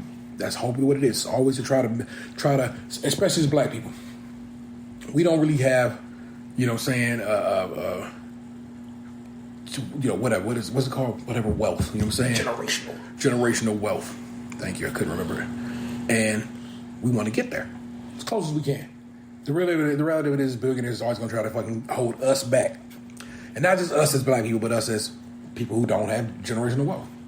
It's a setup, it's okie doke, it's trash. But it is what it is. So we want to be better than that. And like I said, and for a little bit you can save $200 a month because you're not having to pay for insurance. Or if you can tuck that away in an account somewhere, it's just stacking. That's dope. So that's always the one of the better things about all this shit. So worry not about it. We'll get you there. It's going to be great. And you're going to be great because you are great. And I love you. Thank you for coming to Canada with me. Thanks for getting in on this Tyler shit. You know what I'm saying? I don't know. Care what you want to share with the people. You know what I'm saying? Easy as that, man. That's my son. That's Xander. I am the Internet Table 713. You know what it is. Thank you for listening. We will catch you on the scrum. Peace. And there you go with that. But for right now, we keep motherfucking moving. And I'll run you over to the mean streets of Reddit for some Am I the Asshole? Each week we head over there. We venture in this subreddit. We've been doing it for years. And when I see motherfuckers on TikTok with thousands and hundreds of thousands of views or likes and shit, it irks me in my fucking soul. It shouldn't. I know it shouldn't, but it just does. Like, motherfucker, I've been doing this shit. What's the secret? I want to know the sauce, my guy. I should write to people and just ask them. Like, buddy, I've been doing this shit before shit was sweet. I want to know how you got on, how you took my idea and made it work for you. But I don't know that yet. But I'm going to rattle off some of the assholes for you. Ant's going to pick one, and we're going to ride out with that. First up, would I be the asshole if I kept the PlayStation 5 my roommate gave me, even though she bought it for her ex-boyfriend? Am I the asshole for encouraging my son to sign a prenup with his fiance? Am I the asshole for kicking my fiance out the house for letting my snake loose outside? I think that's the one. All right, I'm going to rattle off the rest of them, but that way you'll know. Am I the asshole for refusing to speak to my husband until he changes the name he put on our son's birth certificate? Was it Optimus Prime? Apparently, it was her dead brother-in-law's name. Her in-laws wanted that name, but they agreed to another name. But after the birth, the woman was so fucked up, she basically was hospitalized. You know what I'm saying? And on the low, he put his brother's name on the birth certificate, and she stopped talking to him altogether. Divorce. I mean, I don't know if that's a dumb reason to get divorced, but that is a it's a violation. It's a violation on a level that you just it's a violation of everyone's trust. That is like, if you could do that, then you could do just about anything. They do. Yeah. Am I the asshole for not cutting my hair for my friend's wedding, but doing so a few years later? Quick highlight of that one is the lady didn't want to cut her hair for her friend's wedding, but now a couple of years on has ended up developing a disorder that has required her to cut her hair, and her friend kind of seems to be salty off of it. I think that's a bad friend. Am I the asshole for resenting my mom for allowing her husband to kick my sister and I out of the house when we were teens? This sounds like some shit Vanessa went through with her mom and her mom's boyfriend. It's just uncomfortable. I don't want to read it. Am I the asshole for going AWOL for a few days after finding out my son isn't biologically mine? Finding out at 18 years old that this kid wasn't yours is real fucked up. And I'm sorry that you found that out. He is 48 and found out his 18-year-old son ain't his. Uncool, man. Uncool. And am I the asshole for asking my dad what he wanted my social security number for? This person is 20. This person is 29. His dad asked for a social security number. He's like, for what? And his dad was on some old, just let me know. No, what is that? What did it say? He said, I should stop questioning him. Like, my guy, I'm almost 30. You can't just ask for my social security number. Also, maybe you should know my social security number. That's true. It really shouldn't be a conversation. So that doesn't seem like that dad is a big part of his life. Oh, yeah, for sure. We are going to read, am I the asshole for kicking my fiance out of the house for letting my snake loose outside? I, 27 male, have always been an animal lover. I love snakes, tarantulas, scorpions, lizards, geckos, dogs, cats. When I moved out of my parents' house and into my townhome, I decided to adopt a ball python. She is very docile and loves to be held. I set her tank up in one of the rooms downstairs. My fiance, 28 female, and I decided that we were ready to move in together. I slowly introduced her to the snake. She thought the snake was really cool and even held her for a few times. A few months ago, her friends came over, and ever since then, she's been asking me to find a new home for the snake. Now, this is very similar to the discussion we had about the cat, you know what I'm saying, a few months back. Yes. You just don't do this. It's disrespectful. And should be a big old red flag to you about your partner. But, well, let us continue. I had to travel to another state for work and trusted her to take care of the snake. I was gone for a week. When I came back, I saw the tank completely gone. I searched all over the house and it was nowhere to be found.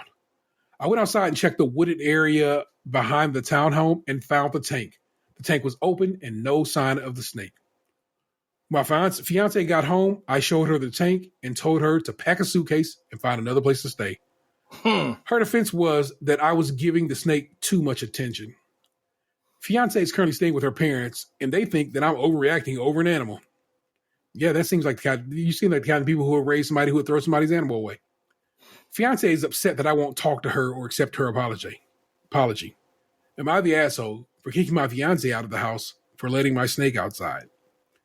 You are not. You have dodged a lifetime bullet. I got to be real with you, man. Again, it's a trust issue. What else would she do? You know what I'm saying? So hey, that sounds like super fucked up. I wonder how the snake's doing. Like, man, like, yeah, leave her. Don't forget to write. I'm trying to see if he commented at all, but no, he just wrote the post and kind of left that shit to burn. So let's see what any of the commenters had to say. It's illegal to turn animals like that loose in the wild. Not the asshole. Your fiance is fucked up. Next is agreed. She's also very likely killed it due to being used to being a pet and unused to being outside. This would be like letting a dog run free. OP should break off the engagement. Edit. I didn't comment for a ridiculous amount of people to send education on ball pythons. People sending that. He's like, I didn't say this shit. So y'all can be trying to tell me what's going on. I think a lot of the breaker recommendations are good to be honest. My perspective is if it comes to the point where they're asking anonymous strangers for their opinion about relationships, then there's probably a lot more issues going on too, meaning the relationship won't last. I mean, come on. I mean, don't fuck up the bag here, sir. This is what the asshole is. Sure. No, they shouldn't be on the internet asking people's opinions on such matters, but they have, and let's be cool, bro. I'm trying to see if I see any highlighted. Yeah. Temperature. Yeah, but people like, ball pythons are not built for Cuban links, and you probably done just killed this poor snake. It's terrible, man. Yeah. All right, here we go. We got one highlight. All kinds of sparkles and all glowing red. Not the asshole. What she did was cruel and illegal. You need to contact your local fish and wildlife office. Depending on where you live, you could be held liable for that snake. Turning a non-native snake loose can have devastating consequences. They will send a team out to look for her. You have to pay a fine, but at least you have a chance to get her back. I'm so sorry this happened to you. Praying you find your poor snake. Snek, S-N-E-K, which is, internet slang for snake. Snaky snakes. Well, I hope he does find a new snack. Forget that, like, I just wonder, right. I don't know. It was a python, right? Yeah, ball python. I just wonder like what kind of environment he live in, because he could be. It could be the kind of predator that could fuck up anything and can't get fucked up back. Yeah. So, Gabe just spoke about how in Florida they Burmese pythons are a problem because people would just start letting them hoes loose, and they took well to Florida. And basically have just cleaned out the Everglades natural animals. It's basically two apex predators hanging out in the Everglades at this point is alligators and Burmese pythons. And the state of Florida pays a pretty substantial amount for people who hunt down Burmese pythons. In fact, there's apparently a show about it on like one of the damn, TLC type channels. So that is I am so taken aback that there are people in this world who would be so fucking terrible. It was like, buddy, the snake was here before you, and now you gone too, because you can get the fuck on. Just the brass boobs on her, just like toss something away that that just something living, something that lived that you didn't like. I could see if, hey, I put them in another room that I don't go into. Like, first of all, the snake's in a fucking cage. Put a fucking pillowcase over that bitch or something like that. Don't like Jake the Snake Roberts and put him in a pillowcase. that snake wasn't bothering her. Like her friends probably made fun of her. Oh, you date the snake guy, you're a dork, or he's a dork, or blah blah blah. And she took that shit as seriously as fuck. But then, like I said, again, her parents talking about you're taking it too seriously over an animal. Again, like I said, it's clearly the type of person they raise. You know, it's not all about an animal; it's about the disrespect. And not only that, like she doesn't. I mean, imagine if that was the kid and you were having a hard time with the kid, and like I'm just going to lock myself into the room and let the baby scream. Like, I don't know. Yeah, it is. That's some trash. Would I be the asshole if I kept a PS5 my roommate gave me, even though she bought it for her ex-boyfriend? My roommate brought her ex-boyfriend a PlayStation 5 for his birthday. She got him the console a week before they broke up. He apparently begged her to let him open his gift before his birthday, so he had it for a bit. Before she took it back. She dumped him because she caught him cheating. Oh. She didn't make a scene or anything. Just packed up all her stuff, including the console, and left. She asked me if I wanted it. I'm sorry, what? I said, hit him where it hurts. She asked if I wanted it, and I said yes. He got pissy when he saw it was gone. I guess she told him what she did with it because he started DMing me constantly, begging for it back. It started with him pathetically pleading for it. Now he's getting his friends to come DM me and telling me I was a thief and an asshole. Oh. A lot of them are playing moral philosopher in my DMs, talking about the right thing to do. I got her to send me the digital receipt for the console just in case he does carry out on his legal threats. Am I the asshole for keeping the PS5? Well, no, I don't feel this person is an asshole at all. I do feel like if I know my laws the right way, she had gifted it to this dude, so technically it was his. And her taking it would mean she stole something from this dude. Technically. I mean, yeah. like I said, no. I mean, I doubt some court would take this up, but I mean, technically, is all I'm laying into. So, well, no. I feel. No, yeah, I don't feel like she's the. I'm sorry, the other person's the asshole, and I don't feel like the girlfriend's the asshole. And I feel like it was the digital one. Just go buy you one. That ain't a disc version. You can find them in the stores. Quit bitching. The red disc drive version of the PlayStation 5. Yeah. And for the record, both Anthony and I possess. We're cool guys. Let's see what some of the comments say. Ooh, we got one glow in the dark one. Oh, nice. That bad boy got stars flying and stuff. But this is real short and sweet. Block him. After you ask him if cheating was the right thing to do.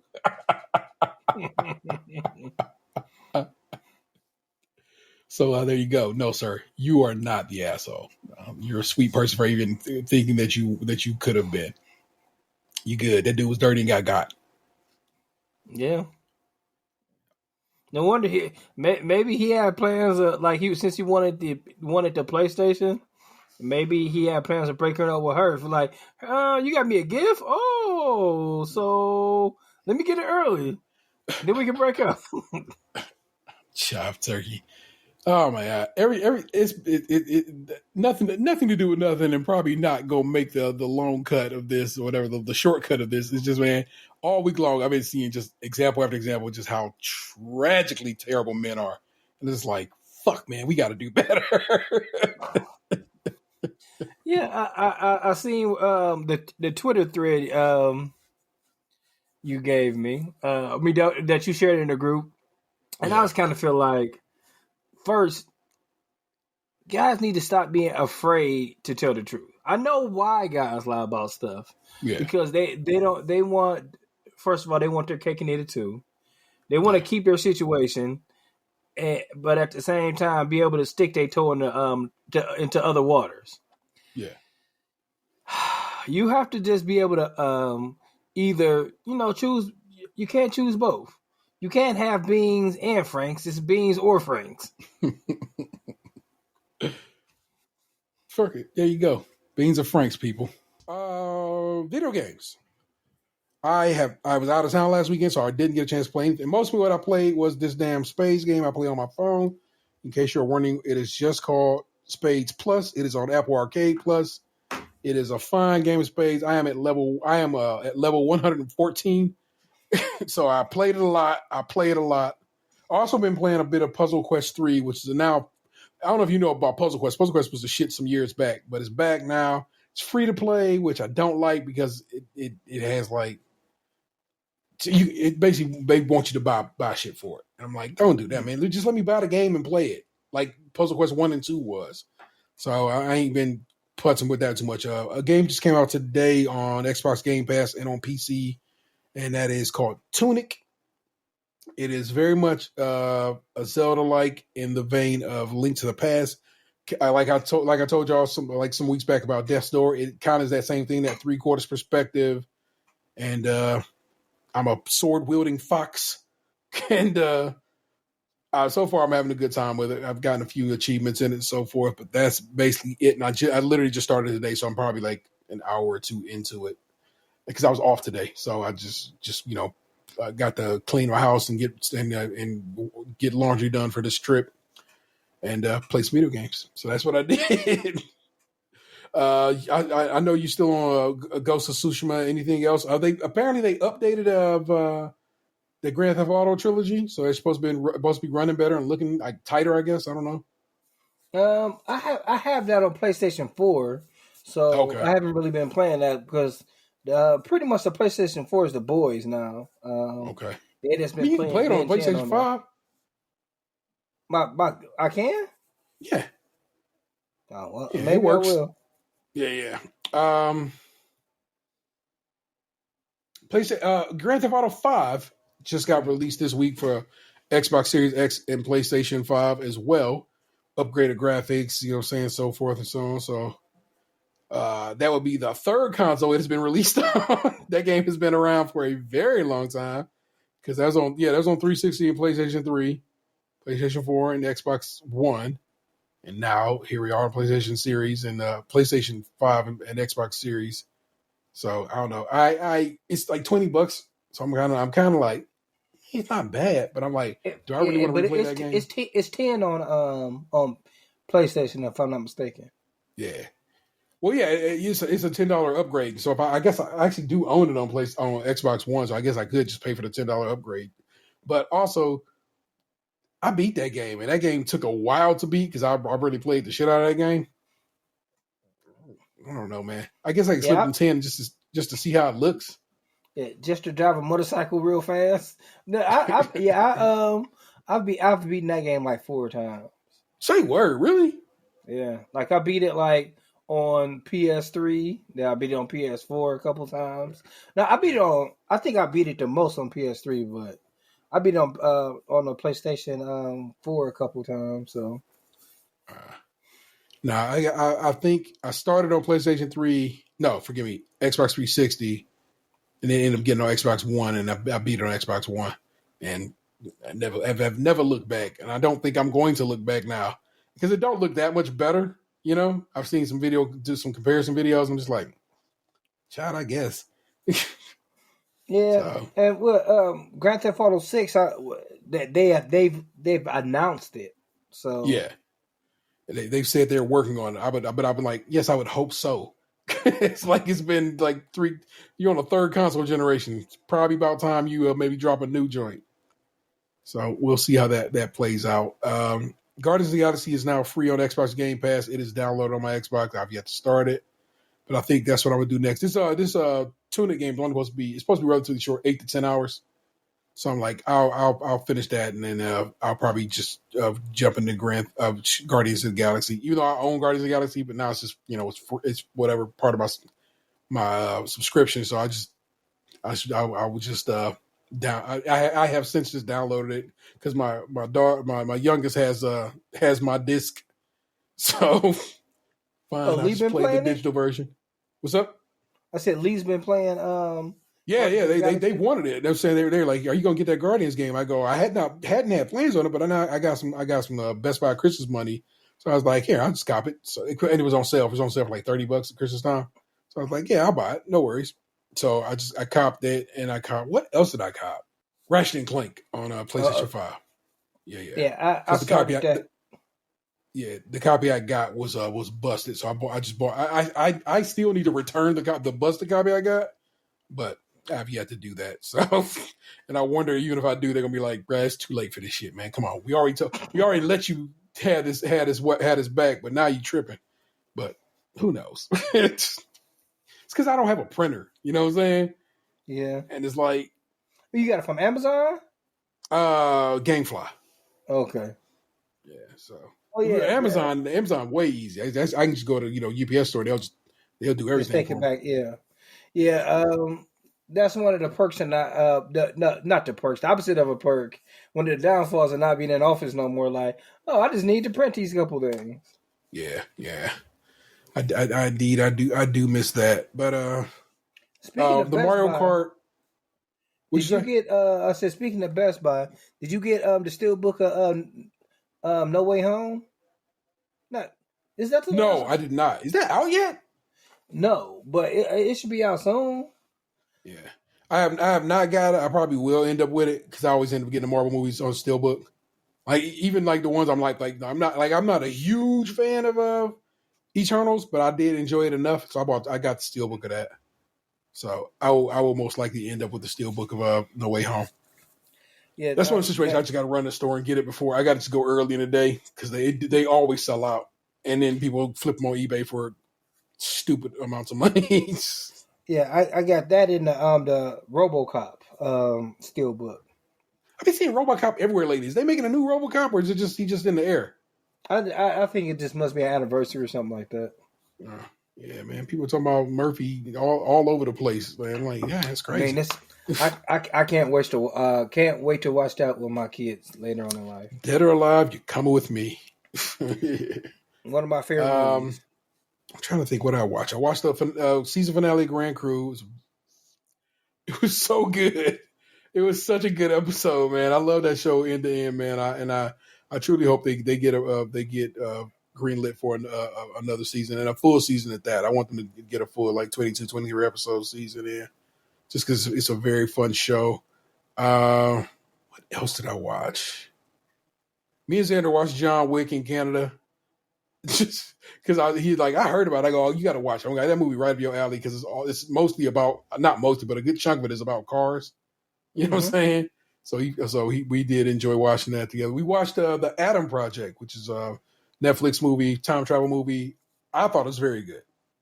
Not saying the best or anything like that there, but it's a very enjoyable sci-fi family kind of movie. Mark Ruffalo, Ryan Reynolds, and Jennifer Garner are all in it. And like I said, I very much enjoyed it. So fuck with it. I would tell you to watch that. It's a very good movie. Well, it's on my list. I haven't watched that yet, but I got a couple other things I've been working on. Like I watched what's the show you suggested on Apple? The After Party? Search Party. Search Party is a different show.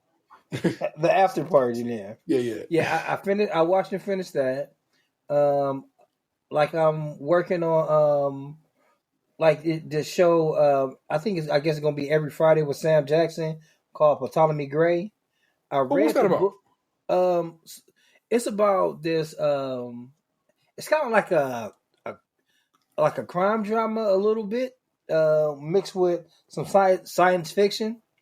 It's a Walter Mosley book, and I read the Walter Mosley book many years ago. And it's about this older guy who's going through some dementia, and his nephew used to come help take care of him. And one of the things before his nephew passed away was he was going to go see this doctor about helping him with his memory. Okay. And like he'll get these shots and he'll get these bursts of clarity. Okay. But they only last for like some hours at a time. So during those hours at a time, he's gonna be looking for the killer of his nephew. Oh, that's an interesting tweak. Apple TV, man. I mean, if nothing else to be said about it, they come through. They must be coming through with the money because they get major stars. You know, them $20 million film motherfuckers to come through and just do a show. You know what I'm saying? That's like so dope to me. You know what I'm saying? So I very much respect Apple TV Plus's whole ethos in that situation. Oh, if you are not watching, you should be watching Game Theory with Bomani Jones over at HBO. That first episode was a barn burner. It was so good. It was so funny. It was everything I want from a sports show. Truly, as a black man in America, as a black person in general, and I fuck with it. The long and the short way to quote my man Ant, because it was just very good. Plus, my man Rob from Black Out Tips, the godfather of this very show. I promise you that is one of the writers on that show, and I love it. I love it. I truly do. And it was so good, and I was very happy to watch it. Like I watched that when I got back home from Canada, and I was just like, yeah, that's about to be that shit. Yeah, that I'm not 100% sure, but I'm pretty sure he wrote the Coach K. He was him and his writing part on the show were the lead writers for that whole situation. Now, not lead because that's the wrong way because that means something in Hollywood, but they took the lead. I guess is how I'll describe it on that particular piece, and you can tell. Well, not that you can tell. I feel like I can tell, but that don't mean I can. I feel like I can tell because I feel like I know Rod's humor after having listened to him for now over 10 years? It has to be over 10 years at this point. It's over 10 years. It's if I'm not mistaken, maybe 2009 or something like that. We started listening to Rod. Yeah. I've been listening to Black Guy Tips since Will came on Wednesdays. I'll tell you that much. If you know that, if you heard me say that, and I was like, oh shit, I remember that. Then you know. That's how you know you motherfuckers been around for a minute. So the Will and Justin days. That was the when they were the when Rod still had white friends. When they used to go to Buffalo Wild Wings together. Yeah. So like I said, that's the show up that I fuck for a long time, and I'm very happy to see his success, but also just a dope ass show. Like, you know what I'm saying, it's dope. My man's on it. It's dope. He's a writer on it, but that was a good show. Bomani is a hell of an interviewer. He interviewed Stephen A. Smith on that first episode and gave me a whole new light of Stephen A. Smith. You know what I'm saying? I feel like I know Stephen A. Smith better as a person following that interview, and I feel like I like him more as a person following that interview. And that's a big deal. And so, in my mind, it's a big deal. And if you have time, continue to listen to the Black Guy Who Tips, because those episodes where he's talking about his New York experience have been very good lately. I mean, because him and Karen have been together for many years on the show, and like have this different experience is a real good listen. Yeah. And yeah, truly it has, man. So, and like I said, if you fuck with us, you definitely fuck with them. That's just, I would think that's a rare, or not rare, but I would think it's not impossible for that situation. So yeah, if you're not listening to Black Guy Tips, I don't know how you cannot be. Like I said, I promise you, I don't say that jokingly or bullshittingly or whatever. Ain't no us without them, because it gave the fucking the chutzpah, the gusto to say we can do this, man, and we've been doing it since. So that's what's up. Let's see. I think that's all it for the Ramble Television and so forth and so on. Let me double check the email here, make sure we hadn't gotten written into. I hate to miss that. Almost hit Skype. You know, I still pay for Skype. Like, it's there if ever we need. It's $3 a month, so don't think I'm coming out the pocket harsh. I stay out like an hour later. Am I going to let my son stay out an hour later? His curfew is midnight, mind you. It's like 40 minutes till midnight, so he's asking it with a decent amount of time. You, the listener, what would you do? Write to me and let me know. But I'm going to let him stay out this hour later. I will. Long as he can still get up for school, which, kids still got them sea legs where they can not. I don't know how many times, especially in the summertime when I was younger, where I just didn't sleep the whole night and then was cool the next day. Now, I don't know. I feel so weird when I don't get sleep now. Yeah. Well, they on spring break this week, so. Oh, okay. He good to go. School nights, I have him home at 9:00. That's I don't let him be on the stroll. And like any other weekends, he can stay out till midnight. But they way out in the boondocks, fucking around. They're racing RC cars and hanging out by a fire or some shit. So I'm like, you good. Listen. Oh, I didn't log into. I pulled up the email. I didn't log into it. All right. I don't see no emails from anyone. And like I said, I know we don't have any phone calls. But one last check. Let's take a peek at the Patreon, because Patreon shit be happening, and Patreon don't be telling me it happened. So I have to double check it to make sure we didn't get a notification that I would have otherwise missed. But we're good over there too, so just making sure. So be easy, be breezy, people. Please rate, review, subscribe, and share the show wherever possible. Give us a subscribe on all our various platforms. That's YouTube, Twitch, Twitter, Instagram, TikTok. We on all of them. I have been slowly but surely developing a hatred of Instagram that makes me say, will I and we be on Instagram much longer? I don't know. But the fun of that place is really just going downhill. You know what I'm saying? It has gotten just so full of ads and suggested shit. And I'm like, bruh, you don't got to suggest shit to me. I have what I like. Just show me what the people I follow. And in a timely order. You know what I'm saying? And we can be good here. Yeah, the beginning of the end is when they stop just showing you everybody that you follow stuff. Yeah. But it's not what it used to be. Yeah, it's bothersome. I have a good time on TikTok. Box don't fuck with TikTok no longer, but I really do enjoy TikTok, man. I can sit on TikTok just kind of flipping. I think I've had a couple times where I've flipped so much on TikTok. TikTok will send me a little PSA like, "Hey man, looks like you've been here for a while. You should probably consider taking a break." And they're like, "You kind of right, TikTok, but I'm about to keep going." So that's what's up. Get us all over there. We are Stays Crunchy and Milk almost everywhere. Stays Crunchy only over on YouTube. So that's what that is. So if you want to support the show financially and have a few bucks to toss our way, then you can join us over on Patreon, where I just check for messages. Where members at the $5 and above tier get extra content each month and early access to new shows. I literally, like I said, posted today. You get an early On the Road with the Real ODP that came out today.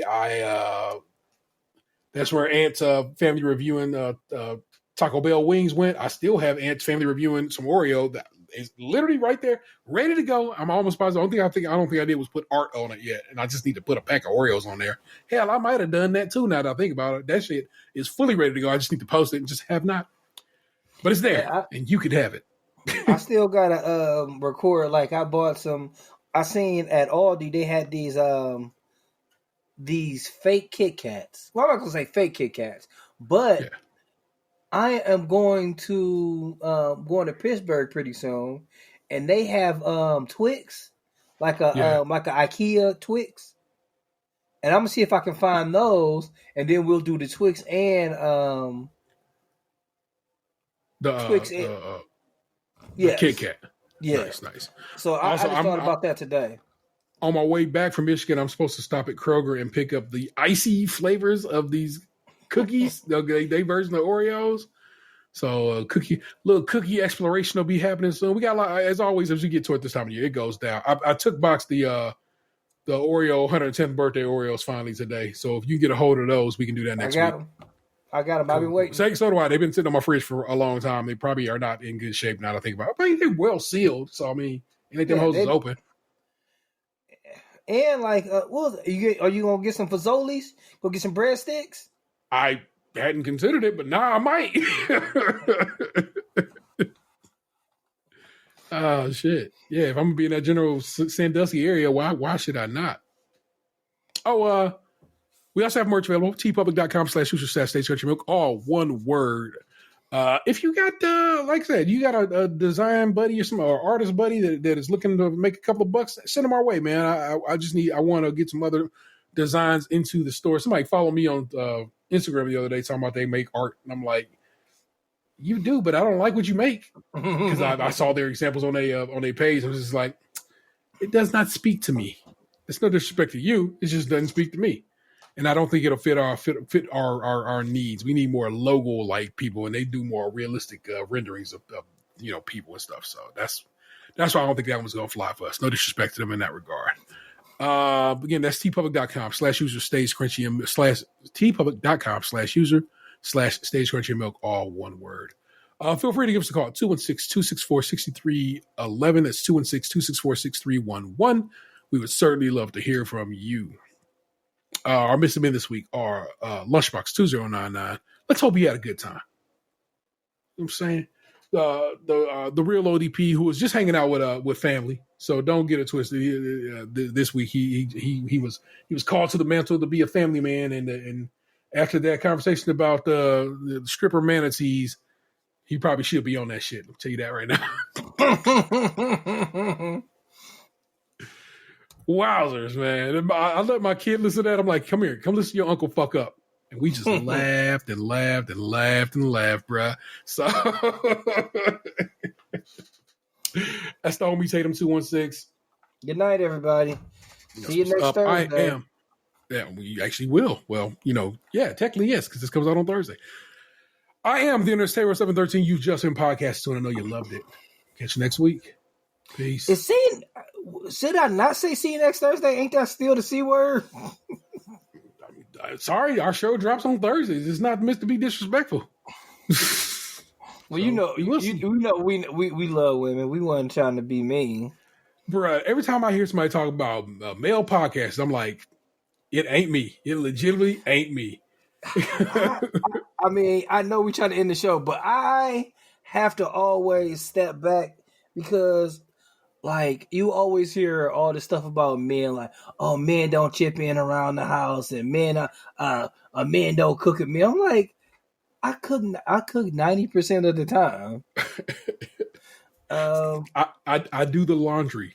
I folded towels today. I can fold fitted sheets because Annie Pearl raised me and taught me how. You know what I'm saying? I was told, I worked at Target for a little bit around the time before my youngest child was born. And I would just, because I worked in at that point, the electronics section was near where towels were. Every now and again, I'd go over and just clean up the section. And I remember my manager coming through and like, who taught you how to fold towels? I'm like, my mother. Because they're like, well, that's how you're supposed to fold towels. I go, well, good. I'm glad I know what I'm doing on Target's design and also my mama's. So that's who taught me how to fold towels into thirds like this. So yeah, like I'll see like articles of this about like men not doing certain things, and like it's less manly. I'm like, I don't think so. I truly, I feel like, one, I know it's not me, and that what I have to do a lot in my mind, and that's some work I need to do is not take on other people's shit because it's not me. I'm not that dude. And I'm not, you know what I'm saying, society's version of a black man who whatever, you know what I'm saying? But also, society's version of a black man truly, I don't think exists as much as society wants to pretend it does. Black men are nurturing fathers, and we and TV and shows and stuff have tried to not give us our credit for that. But we are more present in our families' lives than our fathers were because oftentimes they was, the children of you know what I'm saying, the boomer generation or just past the depression and so forth. So like they're very different people than we were. So yeah, a lot of them might have been like, I've gotten up and left a wife, but it's just not. It ain't us. It ain't me. And it's like, and I have to not allow society thinking ill of me to dictate how I feel about myself. Like, that's on y'all. I know what I'm doing, and I know what I'm doing right. And so I'm a good dad. I've raised my children very well. I got one almost graduated. I mean, that's got to be a pat on the back, right? You know what I'm saying? You kept them off the pole. There you go. So that's what's up with that, and so forth and so on. So when I see people making fun of male podcasters who be on some wild, and I know what they're talking about. I know the specifically talking about what dudes is talking about. I'm an alpha male and I deserve whatever female and blah blah. And I'm like, no, that's not what we do on this show. Not anything like it. So, not us. So that is what's up with this. Yeah. That's the next man, but we at Team Skim do not get down like that, and therefore we're a better show than y'all. See you next Thursday. What happened to you? You used to be beautiful.